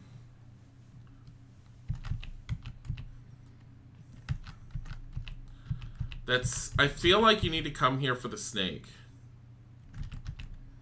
Because of the snake skin.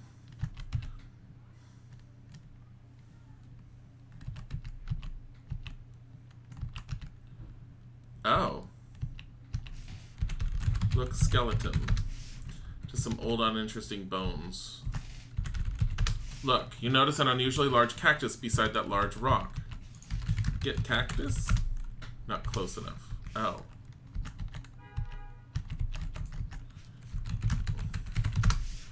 Okay.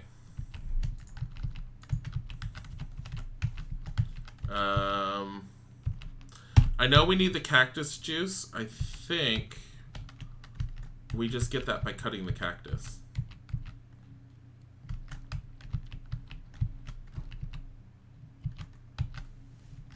But I might be wrong.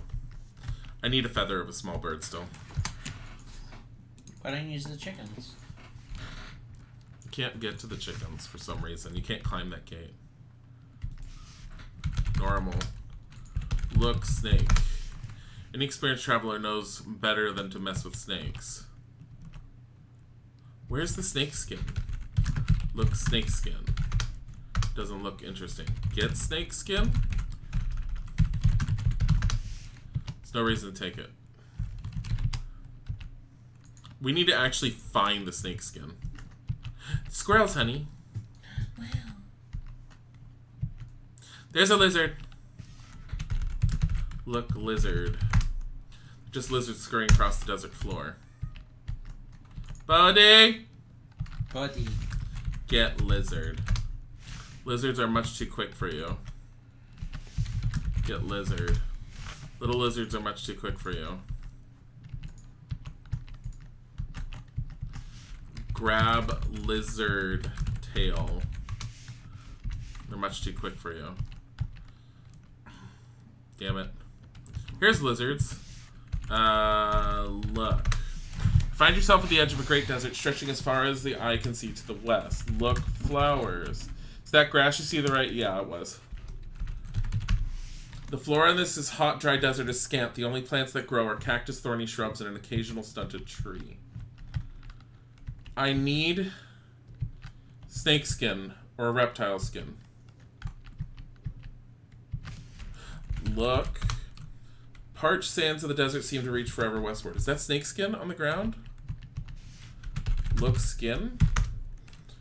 You notice a dried snake skin lying on the hot ground. Get skin. You retrieve the dried snake skin from the hot desert sand. It is delicate and could easily crumble. We need that.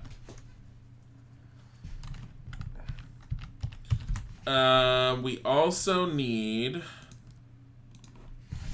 a round stone of unusual color. Where the hell are we going to get a round stone of unusual color? Can you put the lizards to sleep? If I had the sleeping powder.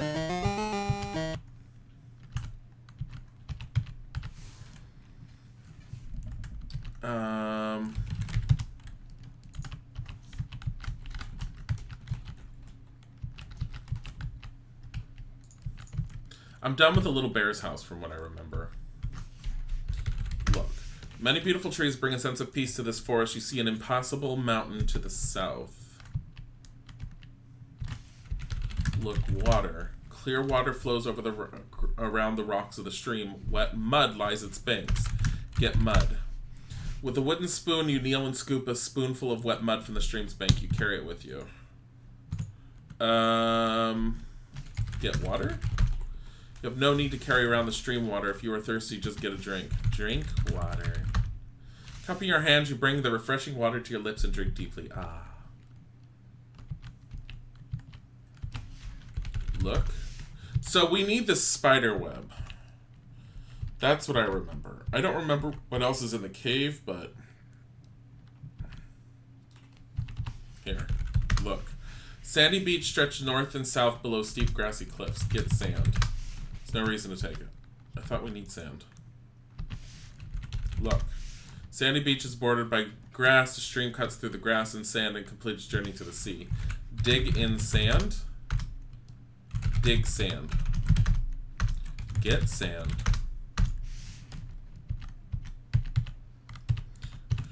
Hold on, let me look at the spell book because I feel like I need some sand. Teleportation, we need salt grains, dried mistletoe, stone of unusual color. Don't have the stone. What else do we have? Understanding the language of creatures. We need small feather from a bird, which we don't have. Tuft of fur from an animal, we do have. Dried reptile skin, we have. Rounded spoonful of powdered fish bone, that's in the basement. 1 thimble full of dew. So we need the dew.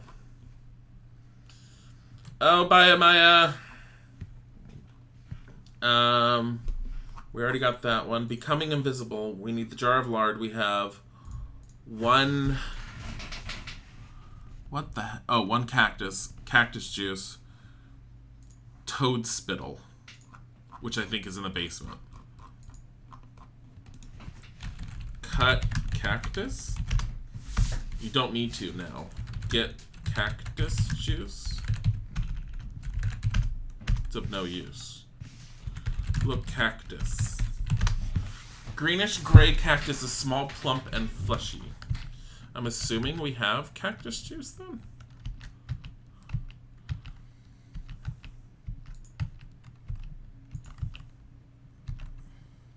Wait a minute. That's not all the spells, is it? Oh no, it's not. Oh shoot. I have it showing... Let's see. Brewing a storm. We need ocean water.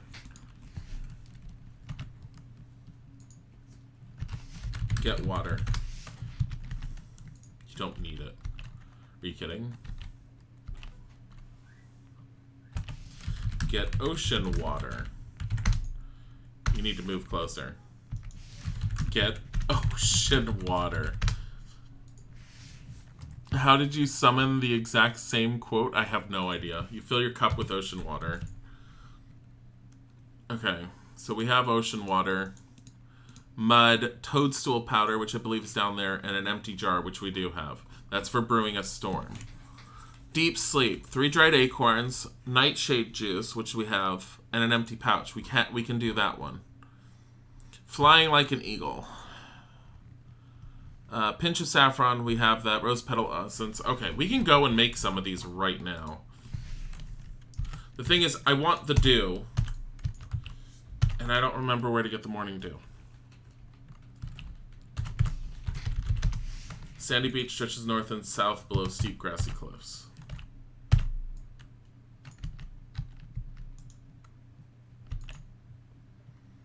Wait, what is the sleeping potion, though? Where is it? Causing a deep sleep. Dried acorns, nightshade. Okay, I guess I don't need sand. I need a stone of unusual color. And...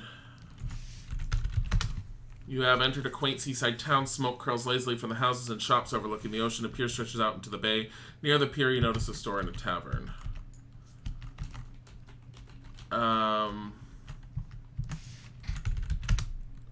Beautiful stream ripples through these stately... Whatever. We need a feather from a small bird. Look, feathers. Ugh.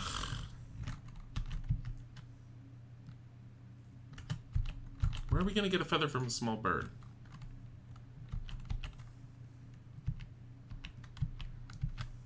Okay. Let's just go back to the house and start making some magic.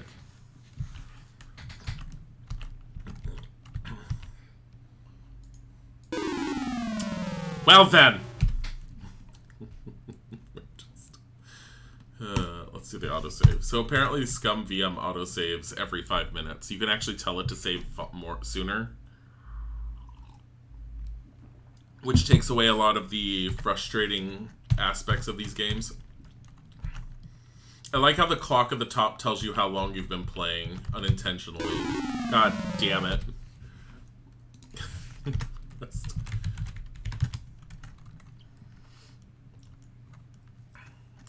Let's go this way. Fast.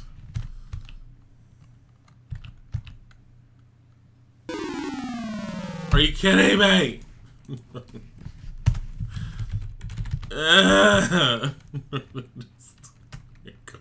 damn it.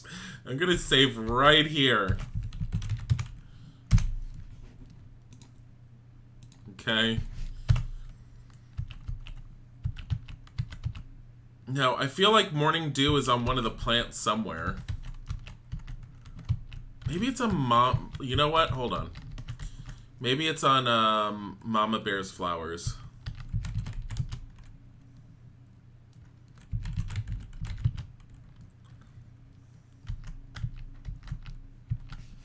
Look, flowers. These are lovely flowers growing in this is well-tended garden. Their sweet scent and beautiful colors delight you. Get dew. You need to move closer. Get dew. Holding the silver thimble beneath a dew-filled flower, you gently tip the flower so its dew runs into the thimble. You move from the flower to flower, repeating the process until your thimble is brimming with dew. How the hell was I supposed to know that? Yeah. Okay, what else did we end up needing? We needed a feather of a small bird.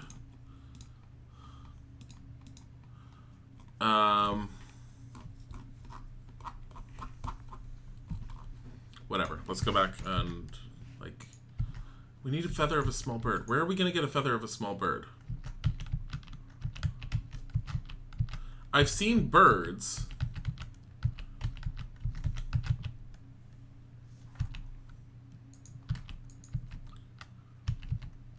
Here's what we're going to do. We're going to cheat a little. Feather.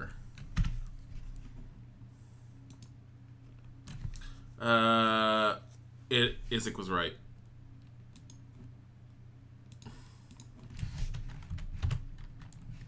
It's the chickens.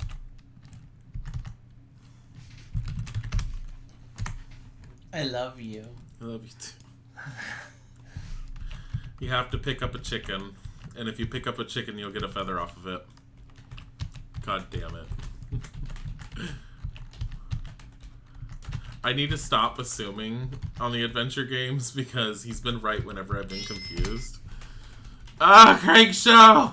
Hello everyone, how are you guys doing? What were you playing? I actually don't know what you were playing this time. How is everyone doing? We are playing King's Quest 3. Mushroom. And making some magic, trying to get off this island at this point. I cannot see who just ended up. Dear Lord, why is my stuff... Hold on. Okay, I need to fix this a little. Vulture Tristan, thank you for the follow. This is great. So we are going old school with King's Quest 3. You play Depression 2020. What? Okay. Depression? Is that a game? That sounds horrible. World of Horror and Suicide of Rachel Foster. Oh, that's why it's Depression 2020. Jeez. It's like, way to, like, have, like, super happy times. So, we are going to go make some more magic right now. So, Manan and the Wizard is already dealt with. We made a cookie filled with cat hair and magic and turned him into a cat. I don't know where he is. He's somewhere in this house. Howdy ho. This is a raid. Hi, Dream Warrior. Okay. Oh, that's right. We can just open cabinet. We can just own the wand now. Unlock the brass cabinet. Inside you find the wizard's magic wand. After closing the door, you carefully relock it. Why do we care? Move book. Pull. You push the large book aside, revealing a metal lever attached to the back of the bookshelf. Pull lever. Mananan doo doo da doo doo. Yeah. Ba-be-doo-doo. That's what he does. He's got that horror, like, I forget what that type of music is called. There is a name for it. It's like a German something or other. Oh, so I want to see if this still works. I vaguely remember this cat will kill you here. Oh, that darn cat really did it to you this time. Tripping over the cat, you fall to your death. No, the Muppet song. Oh, Mana. Yeah, so, welcome. The cat just kills you. Have you ever, like, just... Let's go around the cat. You can't go around the cat!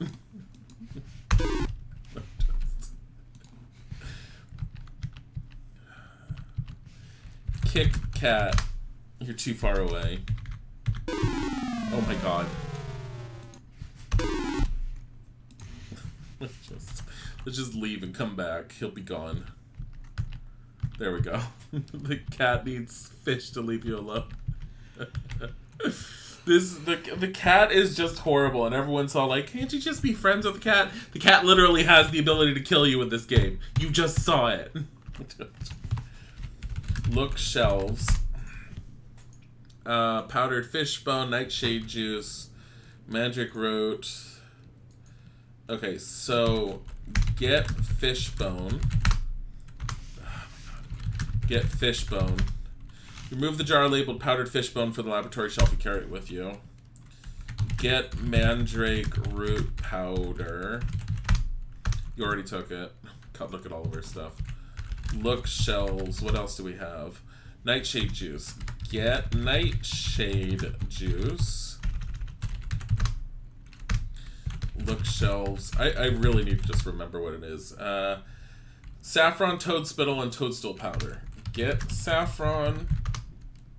Remove the jar labeled saffron. Get toads. Let's just say spittle. Get toadstool powder. Okay. So, because we're going to be making some magic. So for those of you who just joined as part of the raid, we have been doing this on the side because it's very, very, very important to have access to the instructions in this game. And so what we've been doing is we have the manual available to us that we're going to have off to the side. So we're going to try and do, let's see, understand the language of creatures. Feather from a bird. We got to go and get the chicken.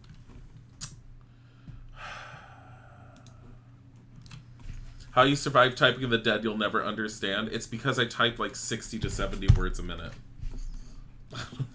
Like, I carried us through that game and Isaac knows it. Wow! You couldn't get anything off by the time I was done typing! Murder the chicken. I'm not murdering the chicken!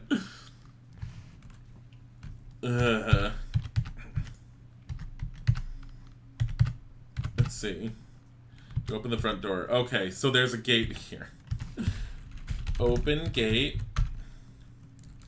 Grab chicken. Get chicken! The little varmint scoots out of reach. Oh my god. Chicken. Gotcha, you've managed to catch chicken, but what are you going to do with it? Get feather. Tucking the chicken firmly under one arm, you gently pluck a small feather, then let it go. Open gate. You need to re-practice your typing. Open door. I get a lot of practice of typing whenever I'm working, just because of emails and things. But I used to do administrative work, and so I used to do a lot of typing as part of my job, so very, very used to it.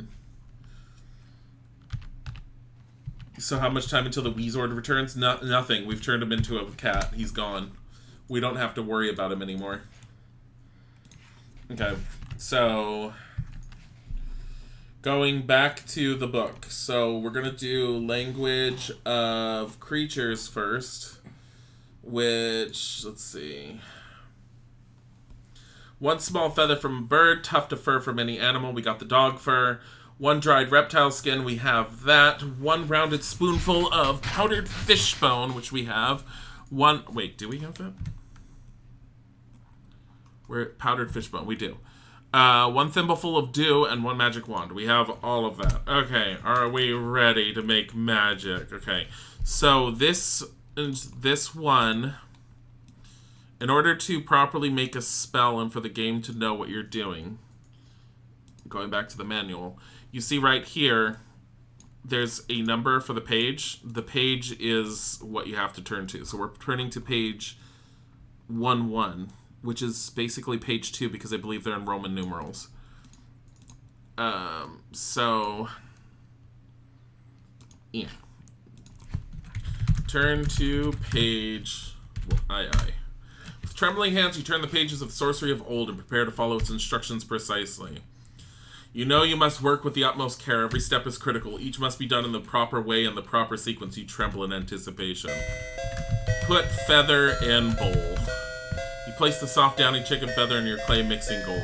Spit in bowl. How can you do that? A strange feeling comes over you. You wonder if you could have made a mistake. You're all ears now, Gwydion.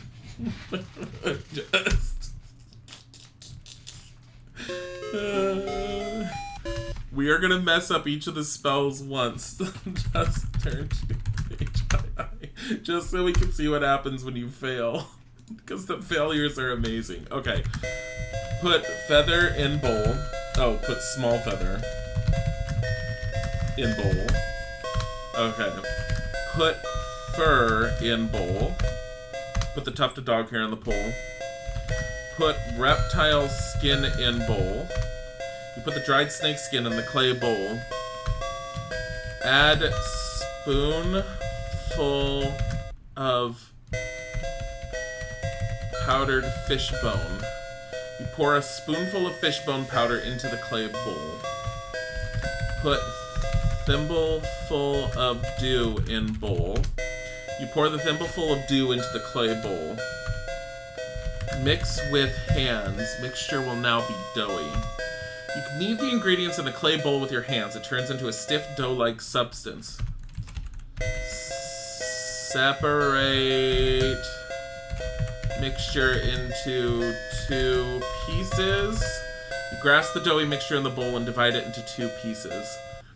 Put dough pieces in ears. You very gently place the 2 pieces of dough in your ears and pull your hair down over them. You prepare to recite the magical incantation. Feather of fowl and bone of fish, molded together in this dish. Give me wisdom to understand. Oh no! Damn it! No! Fuck! Turn to page I. Put small feather in bowl. I messed up. Put fur in bowl. Add spoonful of powdered fish bone. Wait. What did I... Oh my god, I must have misspelled something. Turn to page II. Put small feather in bowl. Put fur in bowl. Add spoonful of powdered fish bone. Mushroom. Oh, I did it wrong. I'm skipping a step. Oh my god. Male Peridot, thank you for the follow. Turn to page. How am I missing a step? Put small feather in bowl. Put fur in bowl. Put skin in bowl.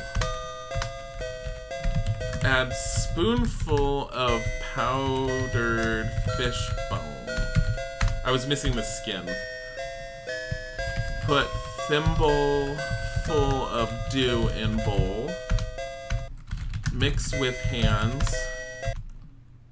What? What did I do wrong? Can I save halfway through? Turn to page II. Let's find out. Put small feather in bowl. Put fur in bowl.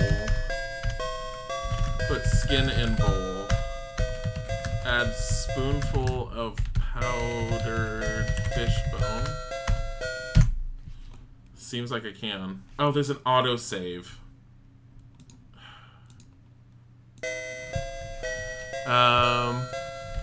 Put thimble full of dew in bowl. Mix with hands. How can you do that? Really? Why does it say, how can you do that? Put thimble full of dew in bowl. What's a thimbleful? Put thimble full of dew in bowl. Pour the thimbleful of dew into the clay bowl. Mix with hands. You need the ingredients in the clay bowl with your hands. It turns into a super dough-like substance. Okay, we're saving it again. Honey, you're adorable. Yeah, I'm fucking up. That time thimble wasn't in, really? Dilly, double check your spell. I'm trying to. Separate mixture into 2 pieces. You grasp the doughy mixture in the bowl and divide it into 2 pieces. Put dough pieces in ears. Okay. Feather of fowl and bone of fish molded together in this dish. Give me wisdom to understand creatures of air, sea, and land. Wave wand. You wave the magic wand over your dough-filled ears. Successfully completing the spell, you again look at the wizard's laboratory. Okay, we're done with that one. So we can now understand critters. Next spell. Flying like an eagle or a fly. So that is page 4. Ivy. Speak to the cat. Well, we can understand the cat, I think, but we can't speak to him, technically. Turn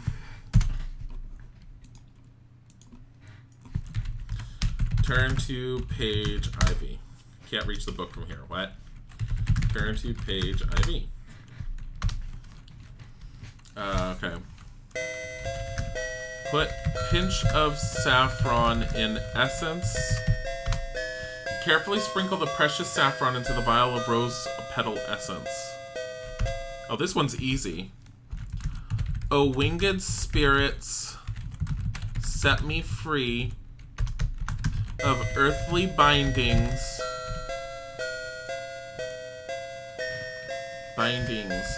Just like thee. In this essence, behold the might to grant the precious gift of flight. Wave wand. You wave the magic wand over the vial of rose petal essence. Successfully completing the spell, you again look at the wizard's laboratory. So, if you guys are wondering if you've ever seen King's Quest VI, King's Quest VI, you play as Prince Alexander, which is actually what who Gwydion actually is. That's his real name, is Alexander. And he's Graham's son. In King's Quest VI, you have all these magical things that you can end up doing. The reason why you can do magical stuff is because Alexander learned it all in King's Quest III. So that's why he has all the stuff. So there's a thing with the flying like a fly or an eagle. So I have a potion that will allow me to cast a transformation spell. To cast the spell anytime, dip the eagle feather in the essence if I want to become an eagle. Dip the fly wings in the essence if I want to become a fly. You will turn into an eagle or a fly if you do not transform back into yourself. So this is the easiest one to do.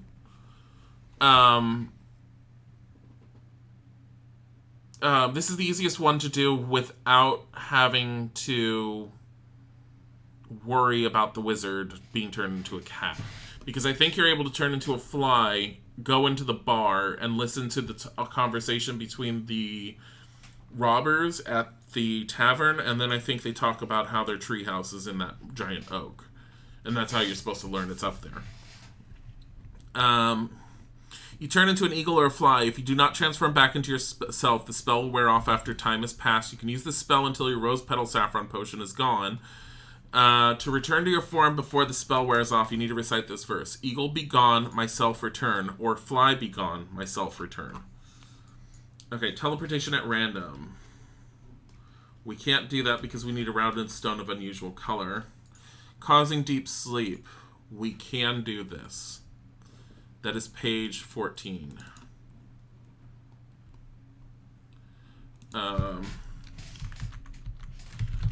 Turn to page X4. Okay. Grind a spoon of salt in mortar. Ah, shoot. Strange feeling comes over you. Wonder if you could have made a mistake. You know what I forgot to do? Oh my god. Laugh. What's a laugh? Sip potion. What's a sip?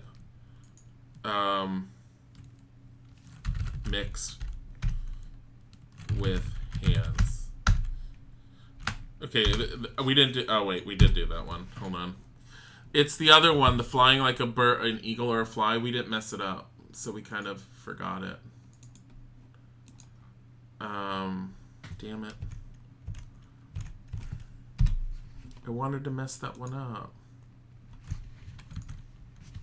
Do we have that? Magic Rose Essence.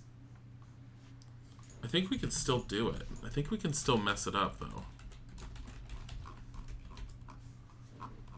Let me see. What was that? Page 4? Turn to page IV. Mix dough. Oh. Ooh, Gwydion, what big eyes you have.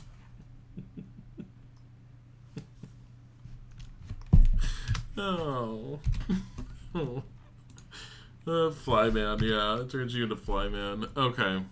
So, the other one we want to do... Deep Sleep. We still have another potion we have to make at some point, but we need a stone of unusual color. Look stone? You've seen one on rock, you've seen them all. Look shelves? No. Okay. Turn to page XIV. Trembling hands, you turn the pages. Okay. Oh, I did it wrong. So... Welcome back. Wait, I didn't Oh. use my sub-month count. Just leak. Zoro-chan! Thank you for the resub. Okay, so... Grind acorns in a mortar. I was looking at the wrong spell. Putting the dried acorns into the stone mortar, use the pestle to grind them into a rough acorn powder. Put acorn powder in bowl. Turning the heavy stone mortar upside down, you carefully pour the acorn powder into the bowl and then return the mortar to the table. Put nightshade juice in bowl. Very carefully pour a cupful of nightshade juice into the clay bowl so as not to spill a single drop. There is now an ugly brown mealy liquid mixture in the bowl. Stir mixture with spoon. Gently stir the unappetizing liquid. Light a charcoal brazier. Making sure there's a fresh charcoal in the brazier, there's a small supply here. You light it with the flint, seeing the brazier is hot. Heat the mixture on brazier. What does it say? Boil the mixture until the nightshade juice is almost gone, then remove from heat. You gingerly place the clay bowl and the ugly brown liquid on the charcoal brazier. Soon the hot brazier brings the mixture to a bubble, then a boil, releasing a bitter-smelling steam. You let it boil until the nightshade juice is nearly gone, then remove it from the brazier. Spread mixture on table. You pour the bowl's contents onto the oaken table, then spread the hot, sticky mixture over the tabletop. In a few minutes, it is dried to a very crumbly, coarse sleeping powder. Acorn powder, ground so fine.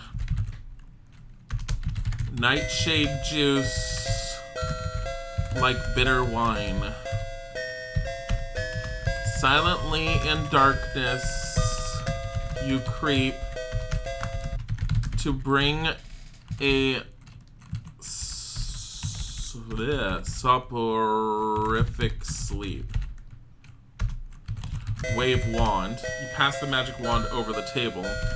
Put powder in pouch. Oh, god damn it!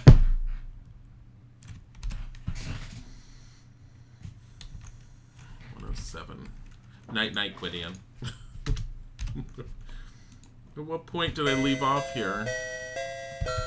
Look. Bowl.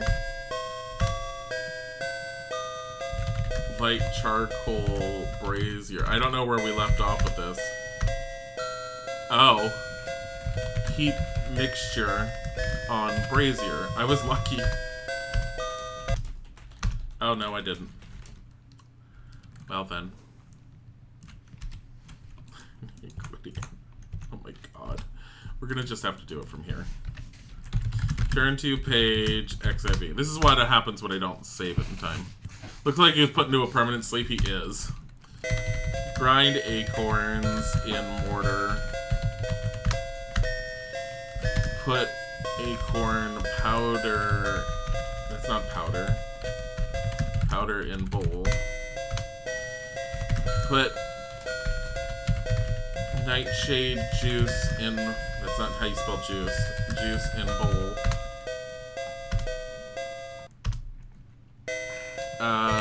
Stir mixture with spoon. Okay, we're saving that. There's a lot of typing in this one. Light charcoal brazier. Heat mixture on brazier. Okay. Spread mixture on table. Acorn powder ground so fine. Nightshade juice like bitter wine. Silently in darkness you creep to bring a soporific sleep. Wave wand. Put sleep powder in pouch. You untie the small leather pouch, scoop the powder from the table, and place it within. You now have a pouch full of sleeping powder. Successfully completing the spell, you again look at the wizard's laboratory. Good. You're gonna have to go. Bye, Zoro-chan. You're hoping to watch all the stream from here in the end, but migraine. Ugh. Plus King's Quest 3, nausea and dizziness. Yeah, it doesn't help with the way the music is.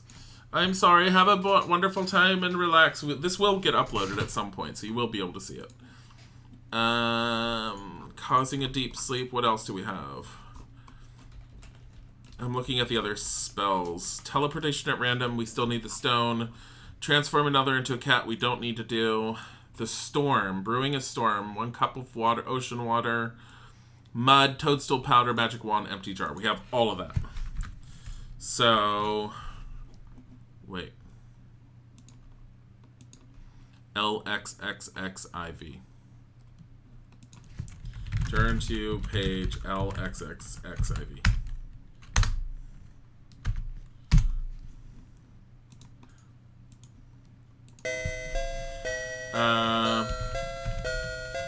Put cup of ocean water in bowl. Carefully pour the cup into the bowl. Light brazier. It is already burning. Oh. We left it on. Annie 2K, thank you for the follow. Heat bowl on brazier. Being cautious not to burn yourself, you gently place the bowl of ocean water on the hot charcoal brazier. You watch as the salt water slowly warms and begins to steam. You remove it just before it boils. Put spoon of mud in bowl. Adding a spoonful of mud to the hot ocean water, you slowly stir the mixture. The mud turns the water a cloudy brown. Add pinch of toadstool powder. You put just a pinch of toadstool powder in the bowl of hot brown liquid. Save for our sanity. Blow into hot brew. Leaning over the hot brew, you forcefully blow your longest breath of air into the bowl, whirling the brew around and around. Elements from the earth and sea, I almost said seer, combine to set the heavens free. When I stir this magic brew, great God Thor, I call on you. Wave wand. Wave the magic wand over the bowl of hot brown liquid. Pour the storm brew into the jar. Pour brew into jar. Waiting until the liquid is cooled, you carefully pour the storm brew into an empty glass jar. Successfully completing the spell, you again look at the wizard's laboratory. So, in order to use this, I have mix a potion. To activate the spell, I have to stir the brew with my finger and recite Brew of Storms, churn it up. And it will cause a rainstorm complete with thunder and lightning. It will last for some time, but will eventually rain itself out. If you wish to subside it earlier, recite Brew of Storms, clear it up. Okay. What other spell can we do? I think we're out of magic that we can make at the moment, because I think we're missing... Oh, no, we're not. We can do the invisibility potion. Okay. What page is this? CLXIX. A cloudy brown is really nothing you'd want to use describing a drink. We're not drinking it, thankfully. It's made of ocean water and mud. Turn to page CLXIX. With trembling hands, you turn the pages. Okay, cut the cactus with a knife. Using your kitchen carving knife, you cut a gash in the small cactus. Juice begins to drip. The brazier has burned all the charcoal and is now cool. Oh. I hope we don't need that anymore. Squeeze the cactus juice on spoon. Grabbing one of the measuring spoons from the oaken table, you grasp the slit cactus in your hand and squeeze it until you have a spoonful of cactus juice. The small cactus is quite devoid of liquid now, so you toss it away. Put cactus juice in bowl. You carefully add the spoonful of cactus juice to the bowl. Put lard in bowl. You scrape the lard into the mixing bowl and keep the now empty jar nearby to store your finished formula. Save for sanity. Add 2 drops of toad. Did we forget?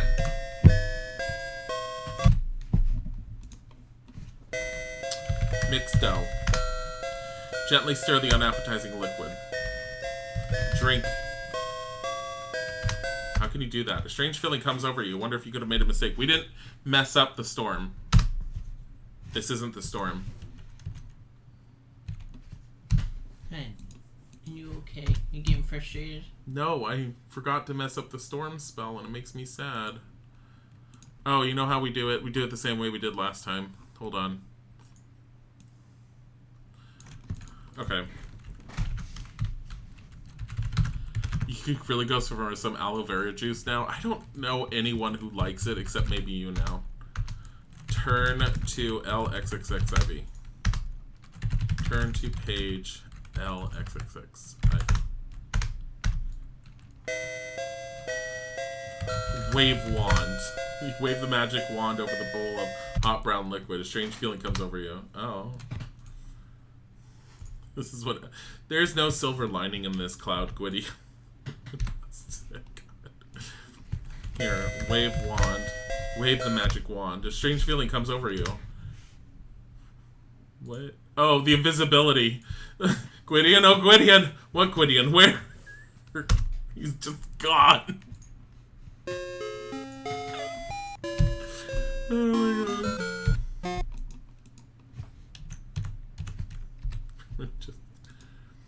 Okay, we gotta go back to that spell. Where did we leave off with that? Put lard in the bowl? Put lard in bowl. I don't remember if this is where we left. Oh no, it's not. Put the lard in... Oh wait, we've already used it.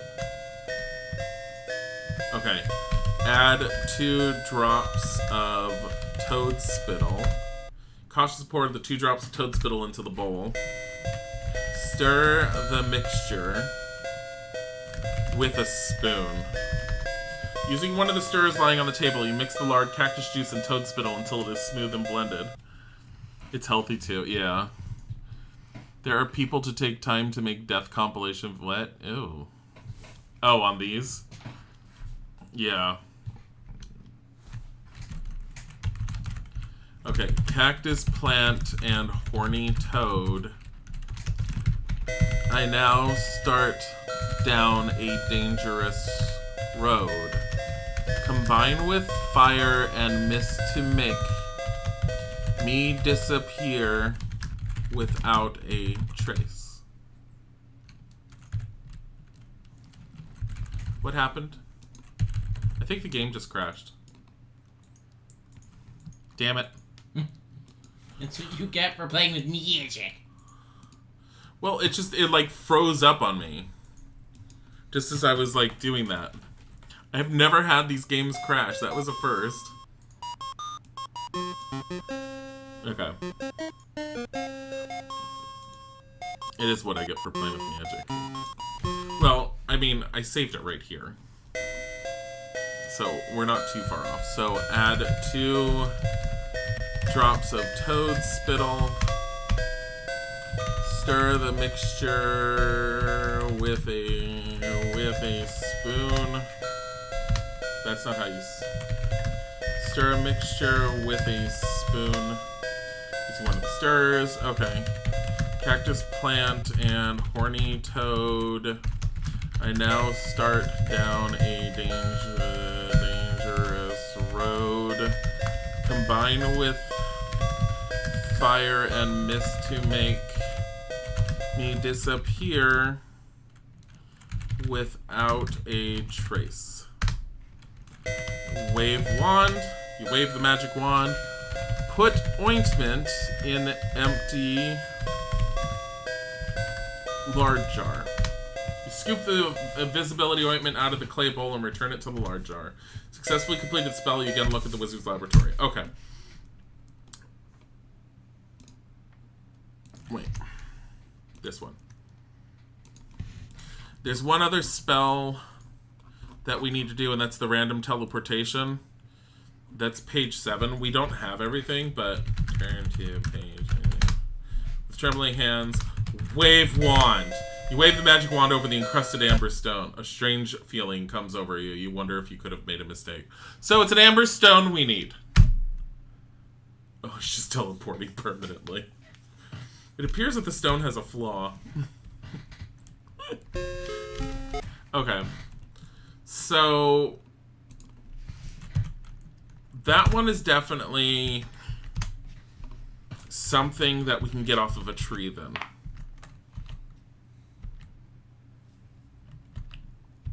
Don't be forever sad. Okay. I'm gonna find out where it is.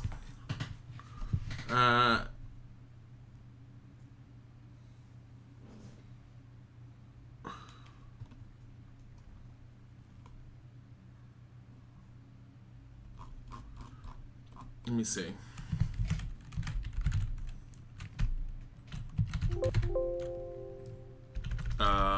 Stone.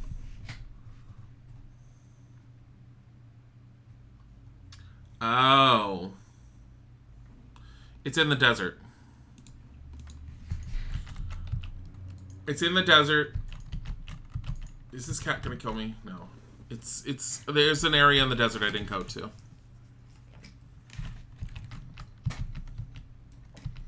So we're gonna have to go and figure that out. Remember Gertrude, one of the chickens reminisces. Remember how one day the old wizard came out and got her? Oh, I know, clucks the other. It was horrible. I hear she ended up in his stew. I can't bear to think about it. The fuck? We can hear the animals now. Where's the cat? Talk to cat. Get lost, Gwydion, you creep. Wow.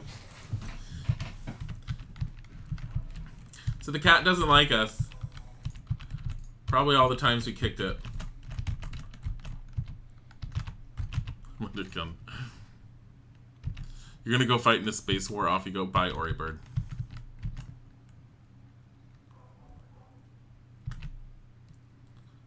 Come on.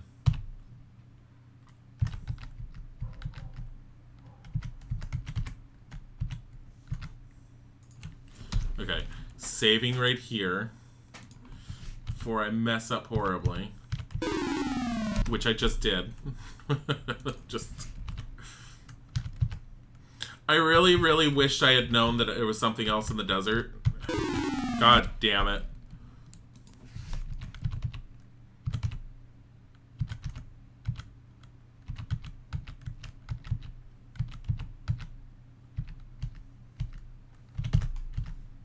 Oh my god.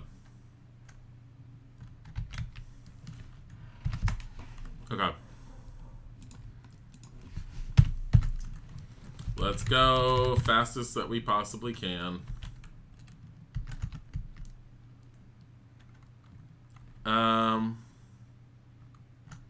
We're supposed to just keep going north, apparently. I think it is. There's a cliff wall.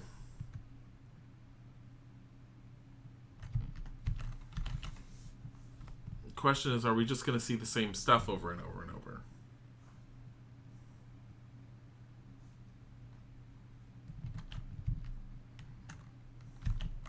I think we just need to keep on moving up, up, up, up.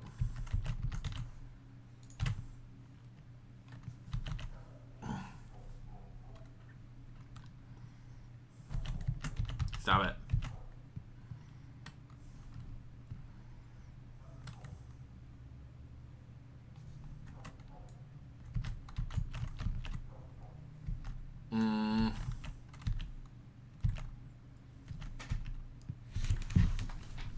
Come on.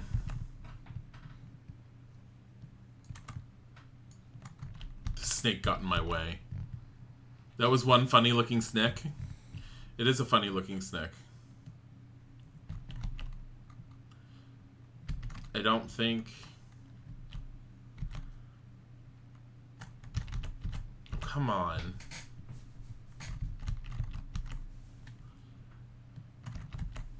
Where's a dead person again?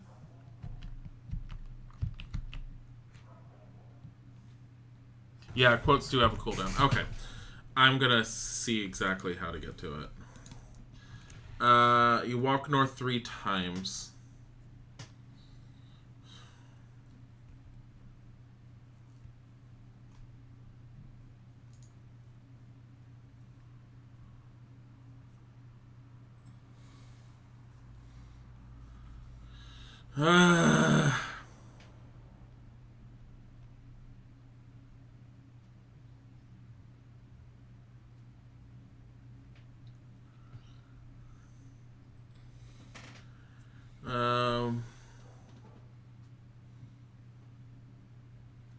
You're supposed to use the knife on the cactus to the right of the flowered one, walk south 2 times, pick up the dried snakeskin. I did that.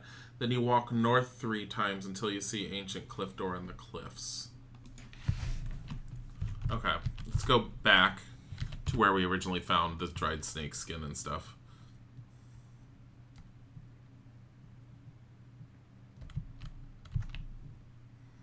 Which I think is just this way.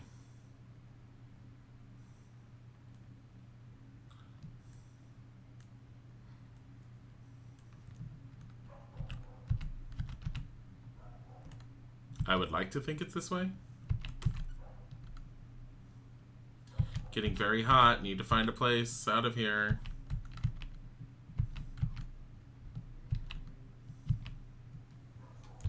Oh my god. Restore. We're not going to do this. Here. Fastest.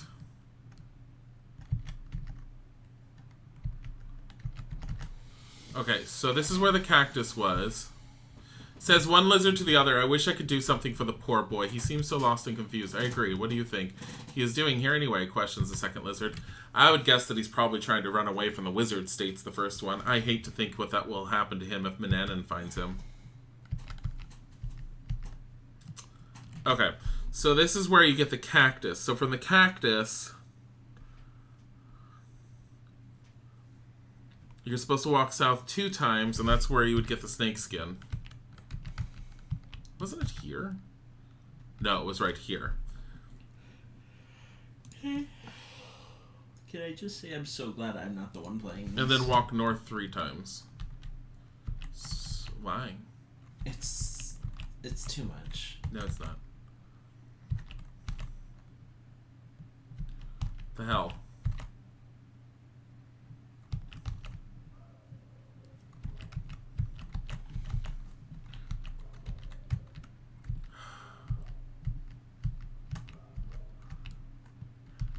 Ah! Can you find out where this stone is? Okay.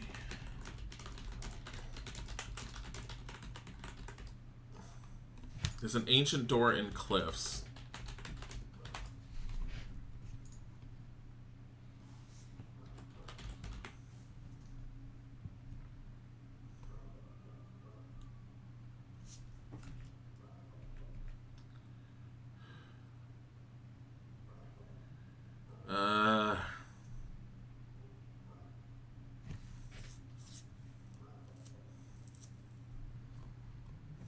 Okay, we're just gonna go. Wait. I think I have to deal with the spiders. Oh, the squirrels. Yeah, it's at the spider cave, it says. Look at squirrels. You see two squirrels chattering to each other. Listen to squirrels. Maybe if you're quiet, you'll hear them. You have to sit and wait.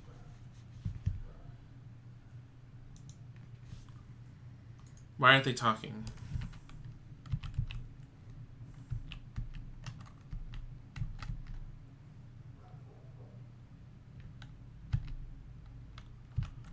No, squirrels, come back. There's two birds.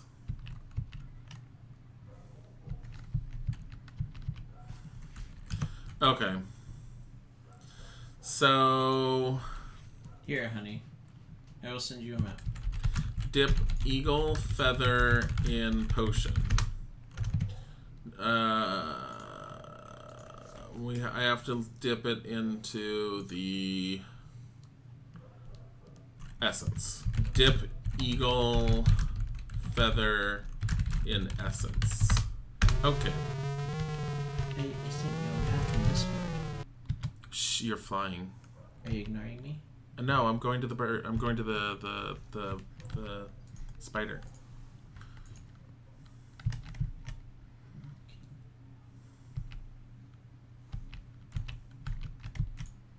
Just flying. I'm flying around as an eagle. I am the eagle. Be the eagle. Be one with the eagle.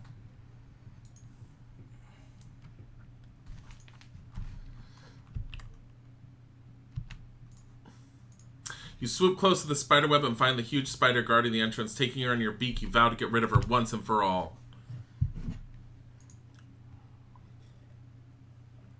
No, Aragog. Which is this?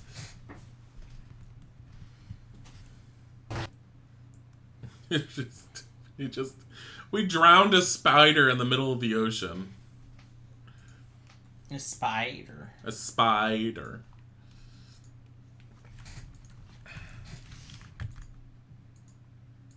The magic spell is wearing off. Okay, so we're going in this cave now. You have entered the cave of the Oracle. You are almost afraid to speak.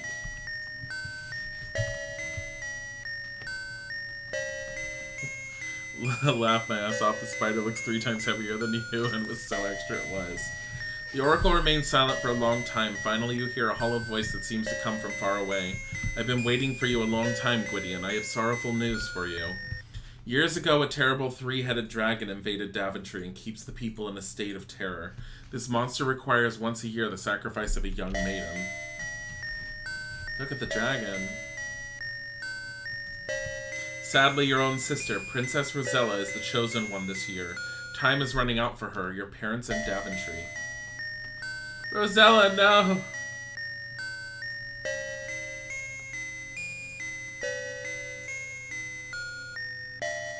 It's beautiful. You, Gwydion, the hollow voice continues, are the only one who can save them, but you must hurry.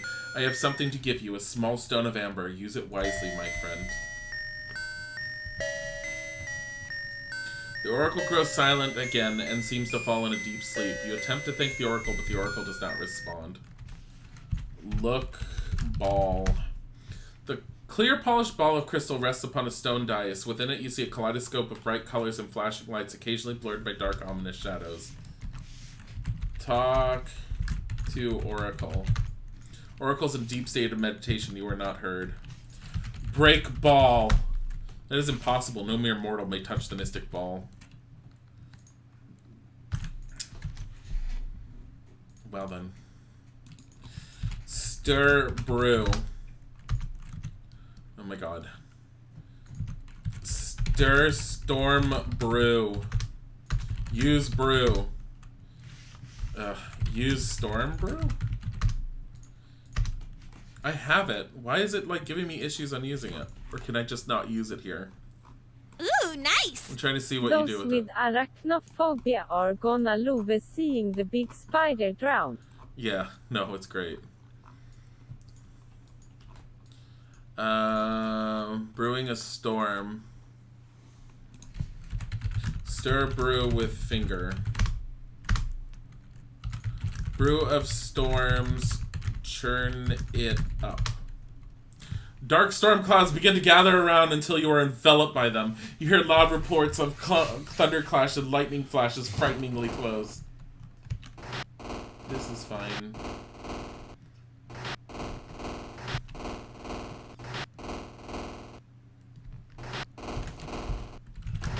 Brew of storms. Clear it up. Oh my god. Dear Lord.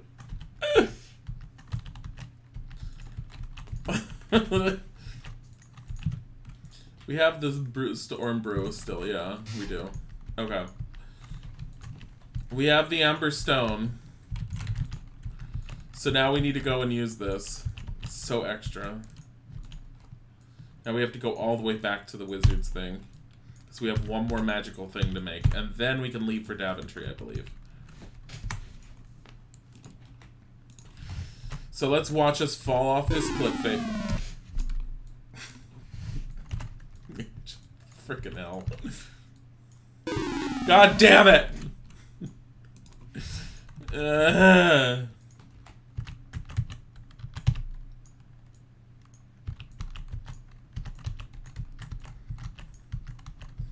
Meanwhile, Isaac's over there going, I don't know why they make fighting paths like this. They're just not It's fun. stupid.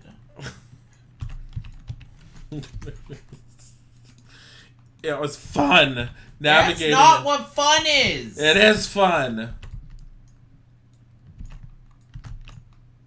Oh, God damn it.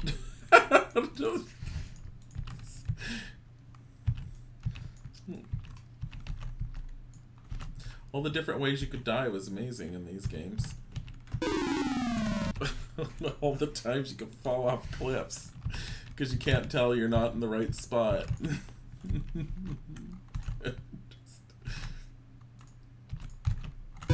God damn it. God damn it.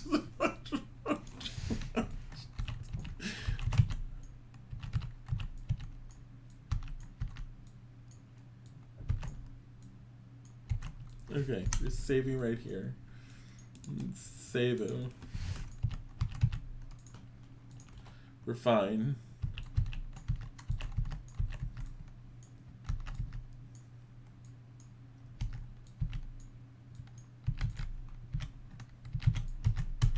Oh my god. There we go. Acquired beanstalks. Look, it's difficult. Open door. Poor boy, surprised. Surprised to find out he's a prince, replies the other hand. Yes, cackles the first hen. He's really Prince Alexander. I like how the hens know more about what's going on in life than you do.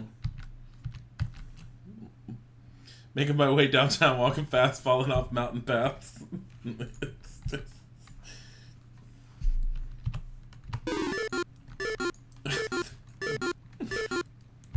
Okay.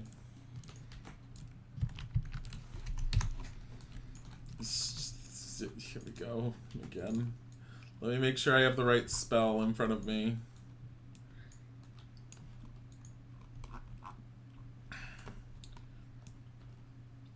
No, I don't. Which one is this? Are we brewing up a storm, causing deep sleep?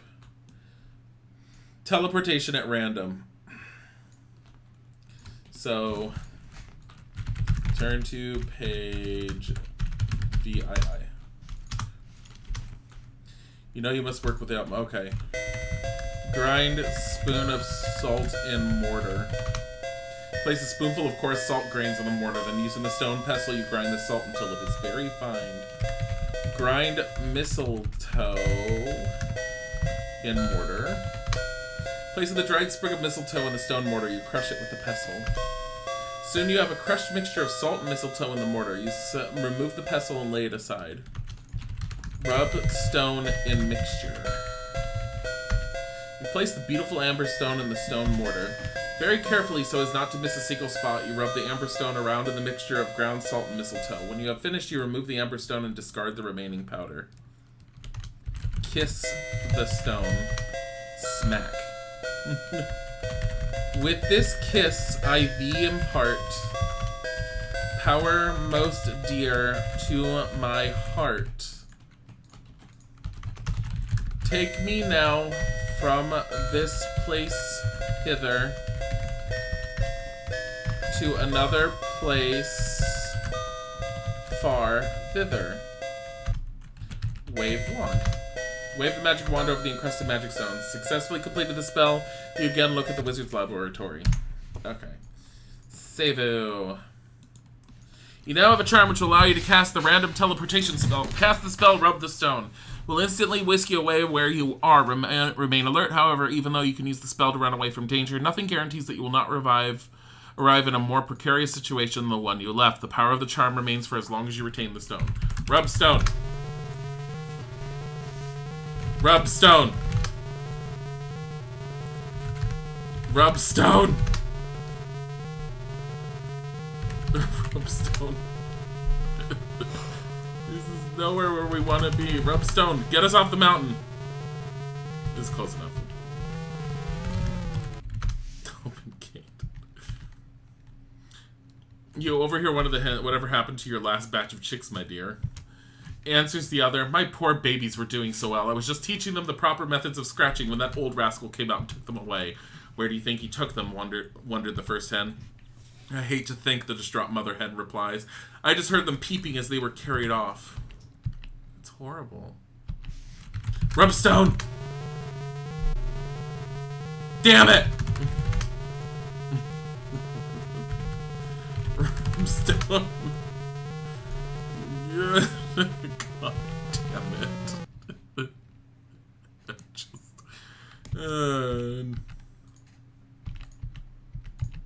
Here I was thinking I could just teleport myself off this mountain. Apparently it just randomly teleports me in somewhere on the mountain. I need to actually climb down. Never mind. Or fall down it. Why don't you just rub the stone as you're falling, Gwydion? I mean, Alexander. God damn it! Normal. I'm tired of falling off of this. It's because I'm running it on fast. It's very difficult to control him in a split-second notice when you're running on a faster speed. It's just easier just to move him on normal speed. I want to finish this game today with everyone on stream, but the boat section takes a literal half an hour to finish.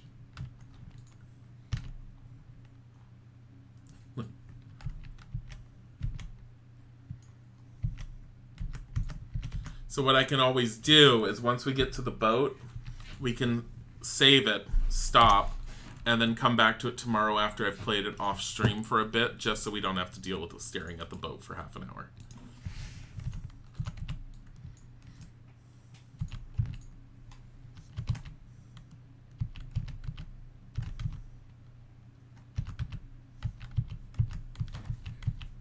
Depending on what time it is.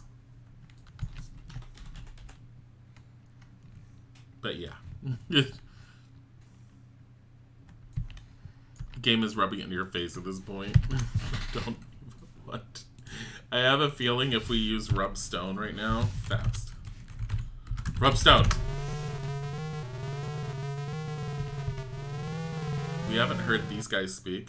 Chatters one squirrel to the other. Manannan's terrorizing the countryside again. I'm afraid for my life. I know how you feel, replies the second. I understand he's fond of squirrel tails. No.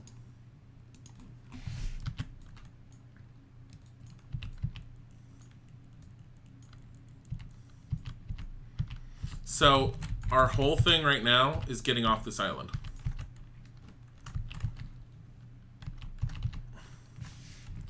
I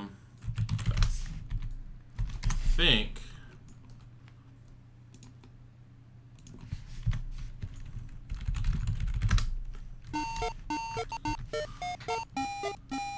one of the rowdy seamen yells to the barmaid, "Wench, come over here with more rum." Look. Bottles of rum and wine sit atop shelves behind the bar. A loud group of seafaring men are drinking rum at the table. They are swapping yarns about past voyages. You overhear as they speak of setting sail today for a distant land across the ocean. Dip fly wings in essence. I'm a fly. I'm a fly. Goodbye, everyone. Can you open the door? Open door. Buzz. Oh my god. How do I turn back? I forget. Isn't it Brew of Storms? No, that's Brew of Storms cleared up. Fly be gone. Myself return. The impulse to buzz around has vanished. You feel yourself growing bigger, so you head for what you hope is a safe place to land. What do you do with a drunken sailor? Yeah. That was that.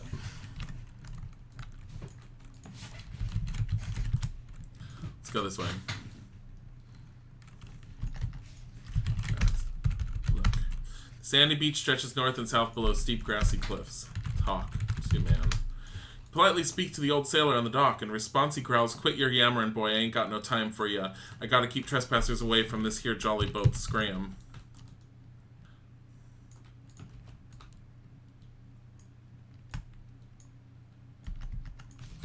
Get on boat. It's of no use. Dip fly wings in essence.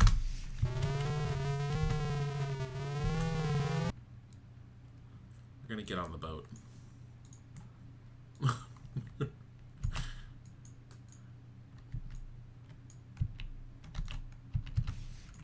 Enter boat. Buzz. Fly be gone. Myself return. Oh. Magic essence is all gone. Well, how do I get on? Invisibility ointment? Use ointment. Use invisibility ointment.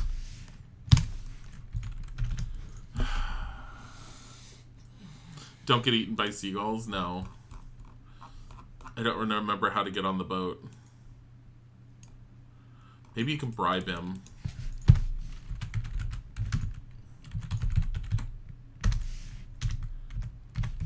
Give him coins to sailor. Look, coins. Count coins. Give coin to sailor. Give coin to man.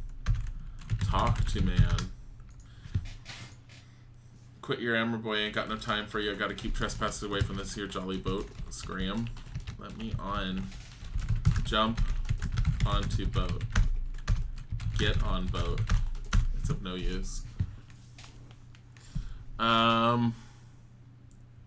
Sleep powder, fly wings, eagle feather, magic stone, storm brew, invisibility ointment. Rub ointment on self. Okay, but this place does not meet the spell's requirements. What is the spell's requirements?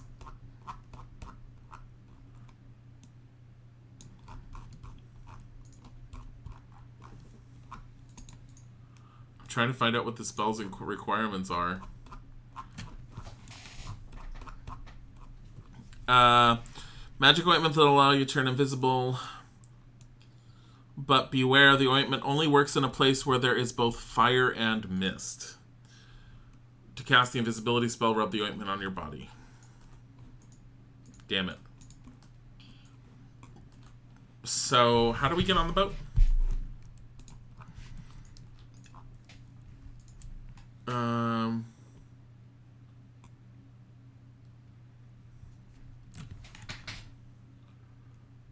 I don't know. I'm looking it up so we don't sit here.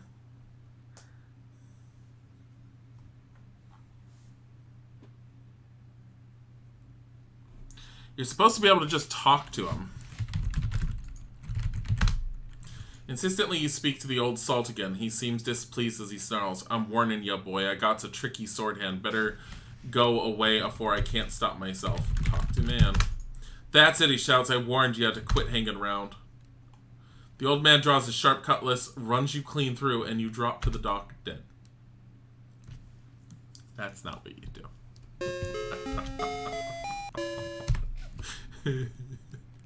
That's not what you do.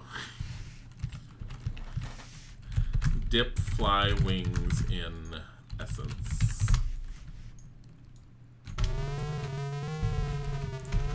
Look, windows, buzz.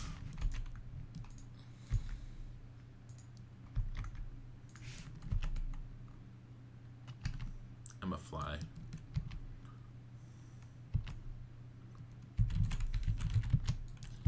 Fastest speed. Why can't I just get on here and put the sailor to sleep? I think I need to put the entire crew to sleep. Oh, there's nothing over there.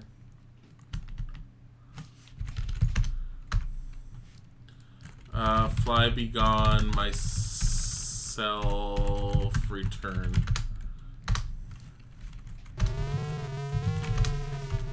Look. Look, boat. It's just as it appears. Look, windows. Just as it appears. Open window. Ugh. No, the only reason I don't want to put the sailor to sleep is because they basically kidnap you when you do finally get onto the boat. And when they kidnap you, you need to get away, and I believe using the sleeping powder is how you get away from them. King's Quest 3 board boat.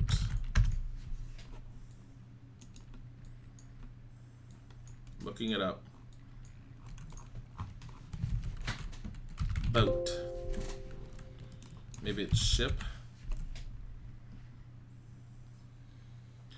You're supposed to just talk to the captain. So back to the dock. I mean, why am I too stupid to have not realized that on my own? That's stupid.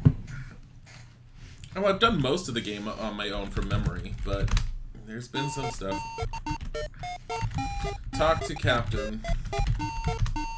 Sailors peer at you through bleary eyes and continue swilling their rum. One who looks like the captain pauses and drunkenly slurs, "Aye, me bucko, be you wantin' passage on my ship?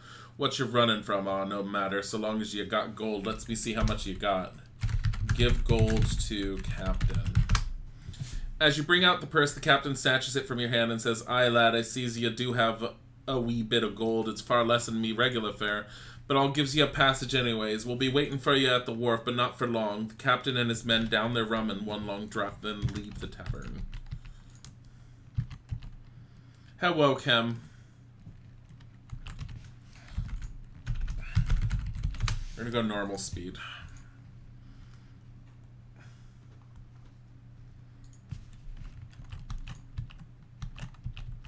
Hi, everyone.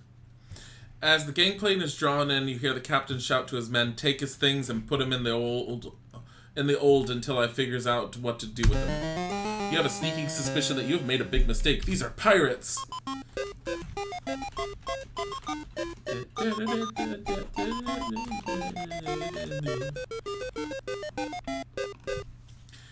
Nothing like a little salt air to perk up a boy's spirits. All things being equal, you might have enjoyed this ocean voyage.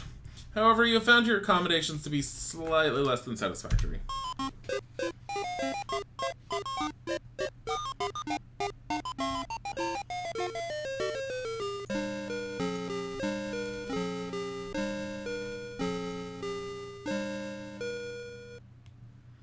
So, we have 30 minutes to do everything.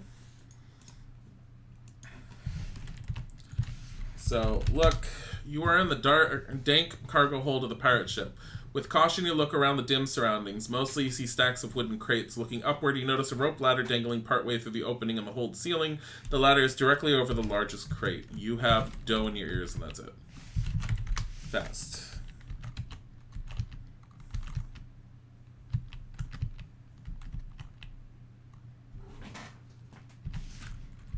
Listen to mice.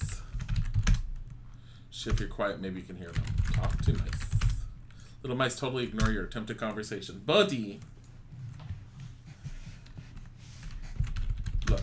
Look warily around the dark, dank cargo hold. There seems to be nothing but stacks of wooden crates piled around. Do you know where the pirates are taking us? One gray mouse asks the other. I heard them talking about a buried treasure chest, the other mouse answers. I think it's buried on a beach and they're going to dig it up. Oh, I remember, squeaks the first mouse. Remember when they first buried the treasure? It was on a small beach, and behind the beach was a high mountain range. I remember hearing one pirate say that nobody has ever crossed those mountains alive. Look box. Large wooden crates are stacked along one wall of the hold. There's also a smaller crate here. Look in small crate. All the crates are nailed shut. You have no means of opening them. Get small crate.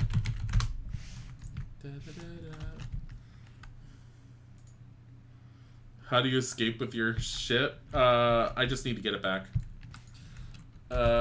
Put crate on. Put crate down. Climb on crate. Jump on crate. Jump on crate. Jump on crate. Jump. There.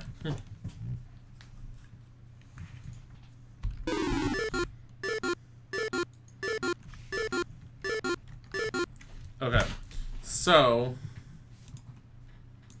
we need to not let them see us. Pretty obvious that our stuff is probably in here.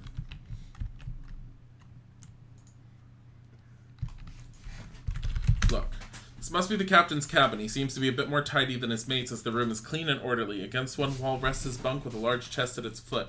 Across the room is his desk with a chart tacked to the wall. Open chest. Look in chest. You found all of your missing possessions. You take them with you. There we go. Look in dresser.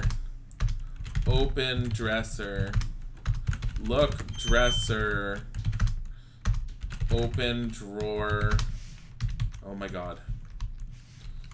Open drawer. Oh my god. Look desk.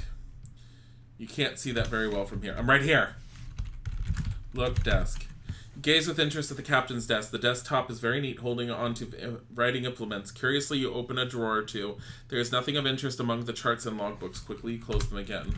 Look chart. You stare at the chart tacked to the wall. It traces the route the ship is now sailing. It leaves Ludor, crossing a wide ocean and arriving at the foot of a mountain range. An X has been marked at the arrival point. There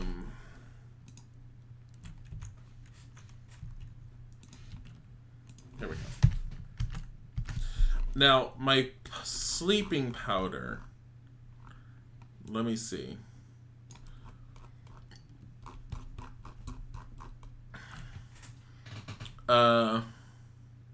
Pour the sleep powder on the ground or floor in a dank, dark place, then recite slumber henceforth.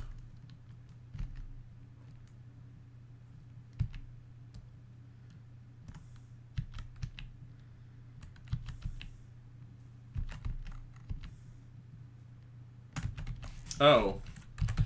Crawl under boat. Look boat. Scrutinize the boat inside and out, but find it to be empty and uninteresting. There's a shovel lying by the lifeboat. Get shovel.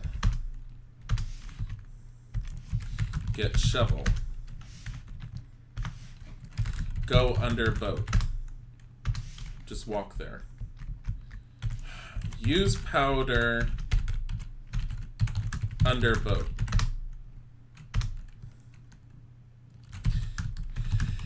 Use sleeping powder. Oh my god, what is it called? Sleep powder. Use sleep powder.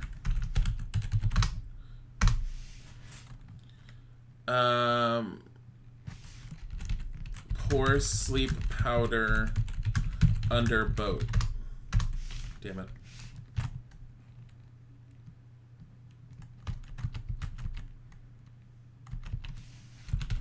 Look, this is where your average pirate sleeps. Actually, these bunks don't look much more comfortable than your own miserable cot.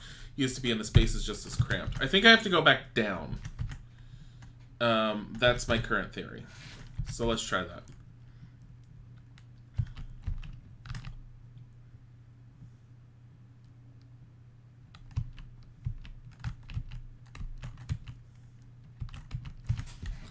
Pour sleep powder on ground.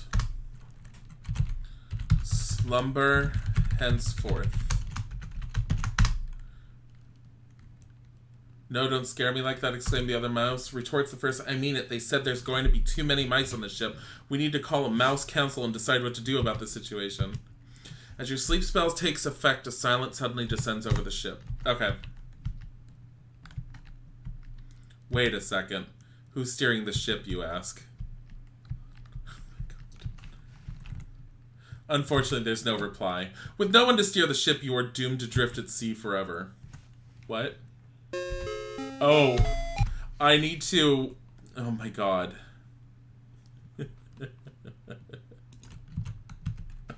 God. You need to wait for them to get us to the point, then you put them to sleep. Oh my god.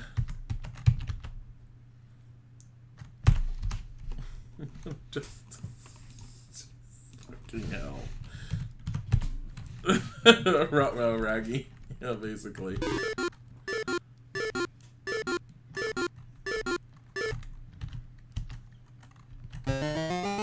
Oh no.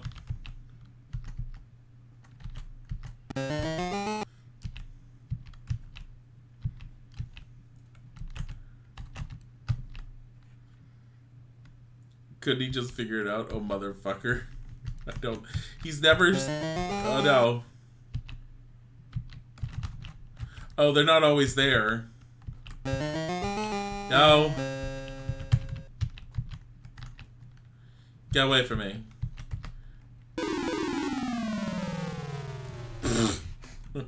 Just fucking up.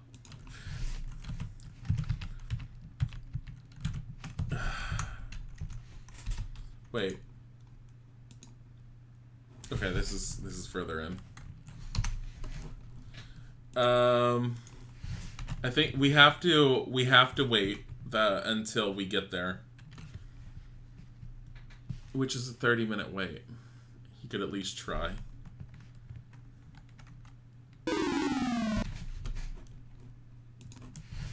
It's gonna be a very long 30 minutes if we keep dying.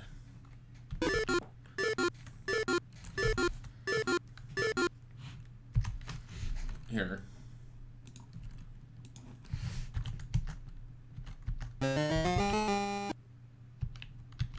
Can I enter the kitchen from the other side? It's not worth just reloading it every time because we have to wait anyways.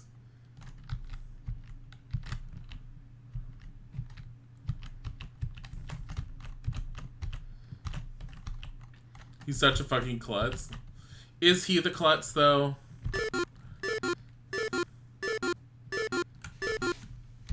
Is the chef always in there?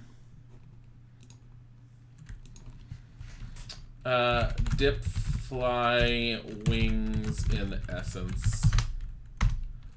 Dip fly wings in essence. Don't I have fly wings? Where's my essence? I don't have any more essence? Oh. Okay. Hey, you know what we could do? Rub stone. Rub stone. Rub stone. Did you run out? I don't know. Rub stone. Rub stone. Well, if I ran out, I hope I don't need it. I don't think I need it anymore. I think there's only 2 real places where you could have used it. What happens if you... What do you think you're up to, boy? Adding insult to injury, all of your belongings have been taken from you. Jump.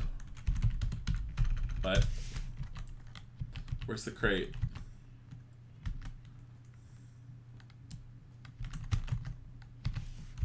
Jump on crate. Jump on crate. Jump.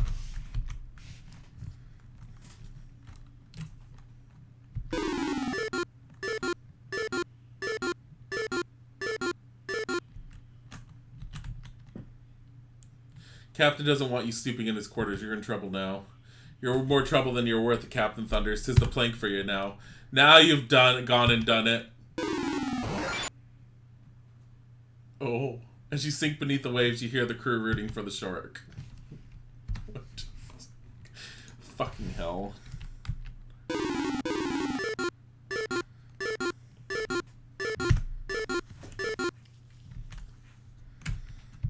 So how are you guys doing?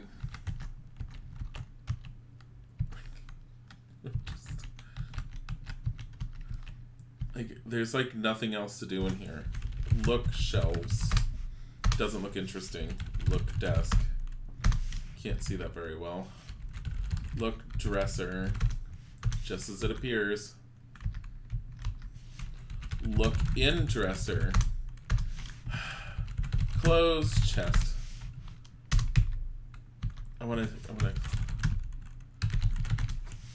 gotta just rub that stone. Wow, can't you just slit their throats instead of putting them to sleep? What am I gonna slit their throats with? This is a King's Quest game. We don't kill and murder unless it's a giant spider. I mean, sit in chair. You really have better things to do than sit around. It would be wise to get out of there. Look, desk. Gaze with interest at the captain's desk. The desktop is very neat, holding only writing implements. Curiously open a drawer too. There's no intro. Get chart. It's of no use.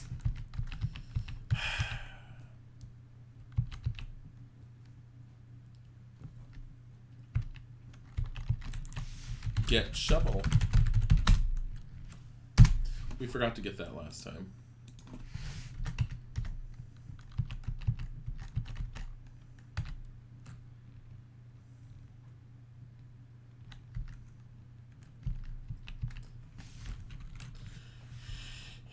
Gwydion is too weak and boyish, your bare hands. So how are you guys doing?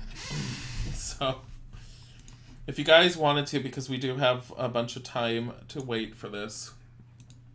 This is the, here's the wonderful spells. So, I hate that this does that. The auto select here, I'll just use the hand, then it's easier to move. So, understanding the language of creatures, you will not be able to understand the speech of animals. You will now be able to understand the speech of animals, birds, and fish. You will not, however, be able to speak to them. The spell will last as long as the dough is in your ears. Fly like an eagle or a fly. You can use this spell until your rose petal saffron potion is gone. Teleportation at random.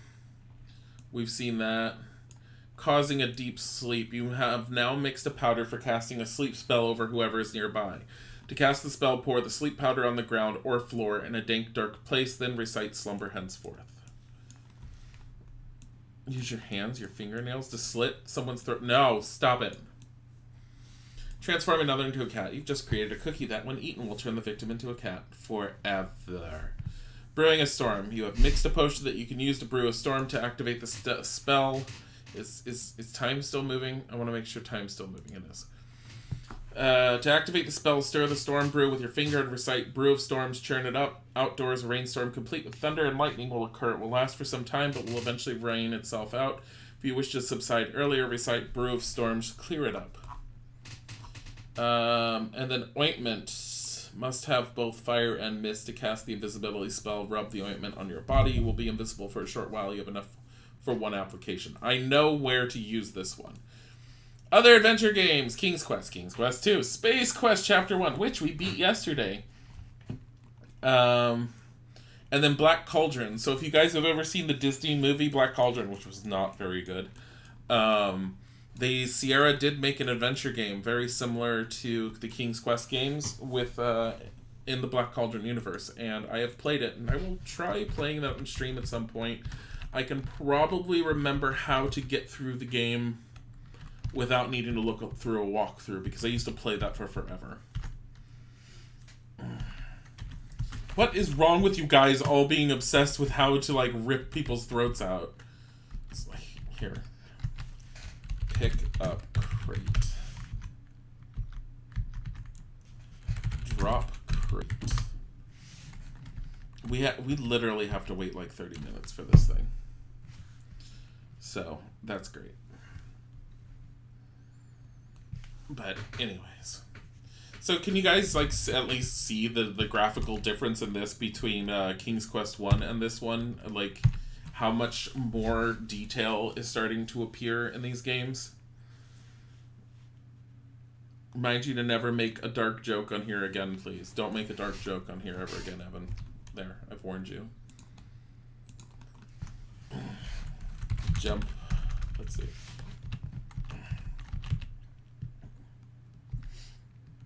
So, you're looking at the guide. There's nothing to do. There is absolutely nothing to do. Last time I looked up anything about King's Quest 3, I was reminded that you just need to wait for 30 minutes to pass for you to hit land. Now, the 30 minutes goes by relatively quickly if you played this for the first time on your own and you're trying to figure it out on your own without using a guide, because you'll spend some time trying to figure out how to get out of here. I think it took me like 10 minutes how to figure out how to get out of this area on my own, because I kept on trying to do climb crate, like climb crate. Why don't you try jumping? Jump on crate. And I would do that over and over, and it drove me nuts. And then I went over here, found the little crate, and I was like, oh, okay, pick that up eventually, and just tried climbing and doing things with that. I mean, it's easy enough to figure out. You just have to remind yourself when you get into a situation like this, an adventure game, you only have so many options because you had nothing on you at the time. Oh, you're not looking at the game. Oh, you're not looking at the game. You're looking at the guide. Well, it's nothing interesting to be staring at, honestly. Hold on. But I will turn the guide off. Yeah, that's what you're talking about. You're looking at the instruction manual. It was beautiful. All I've been doing is just running around. Like, look, climb on crate. Why don't you try jumping? Jump on crate. He literally just does that. And then he just... There's no point going upstairs because there's pirates everywhere and any of the places we can go to. I mean, we can try going to the crow's nest. Jump on crate. Jump on crate. Jump.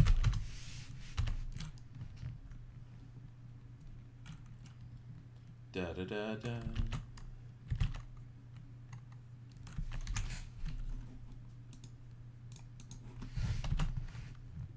But I think only like 9 or 10 minutes has passed. It has not been that long. Climb in crow's nest. Look.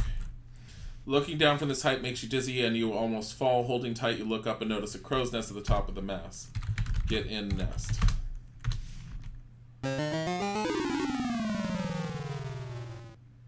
Burly Pirate has noticed you from inside the crow's nest. Before he can react, he yells, "You're dead meat, bucko," and slashes at you with his sword.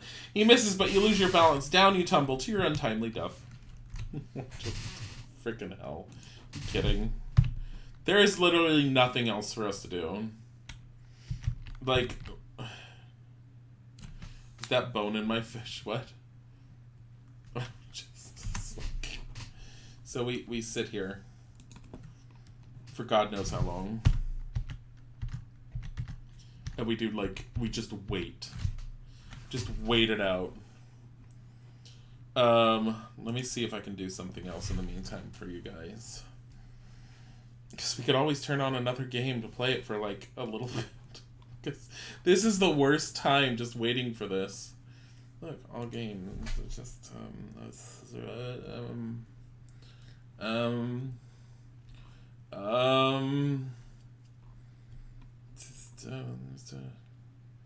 just cha-cha real smooth. It's great. We're just waiting for the time. Stone Shard. It is 9. Let me just end here. We will pick it up again tomorrow afternoon. Is not much left to do.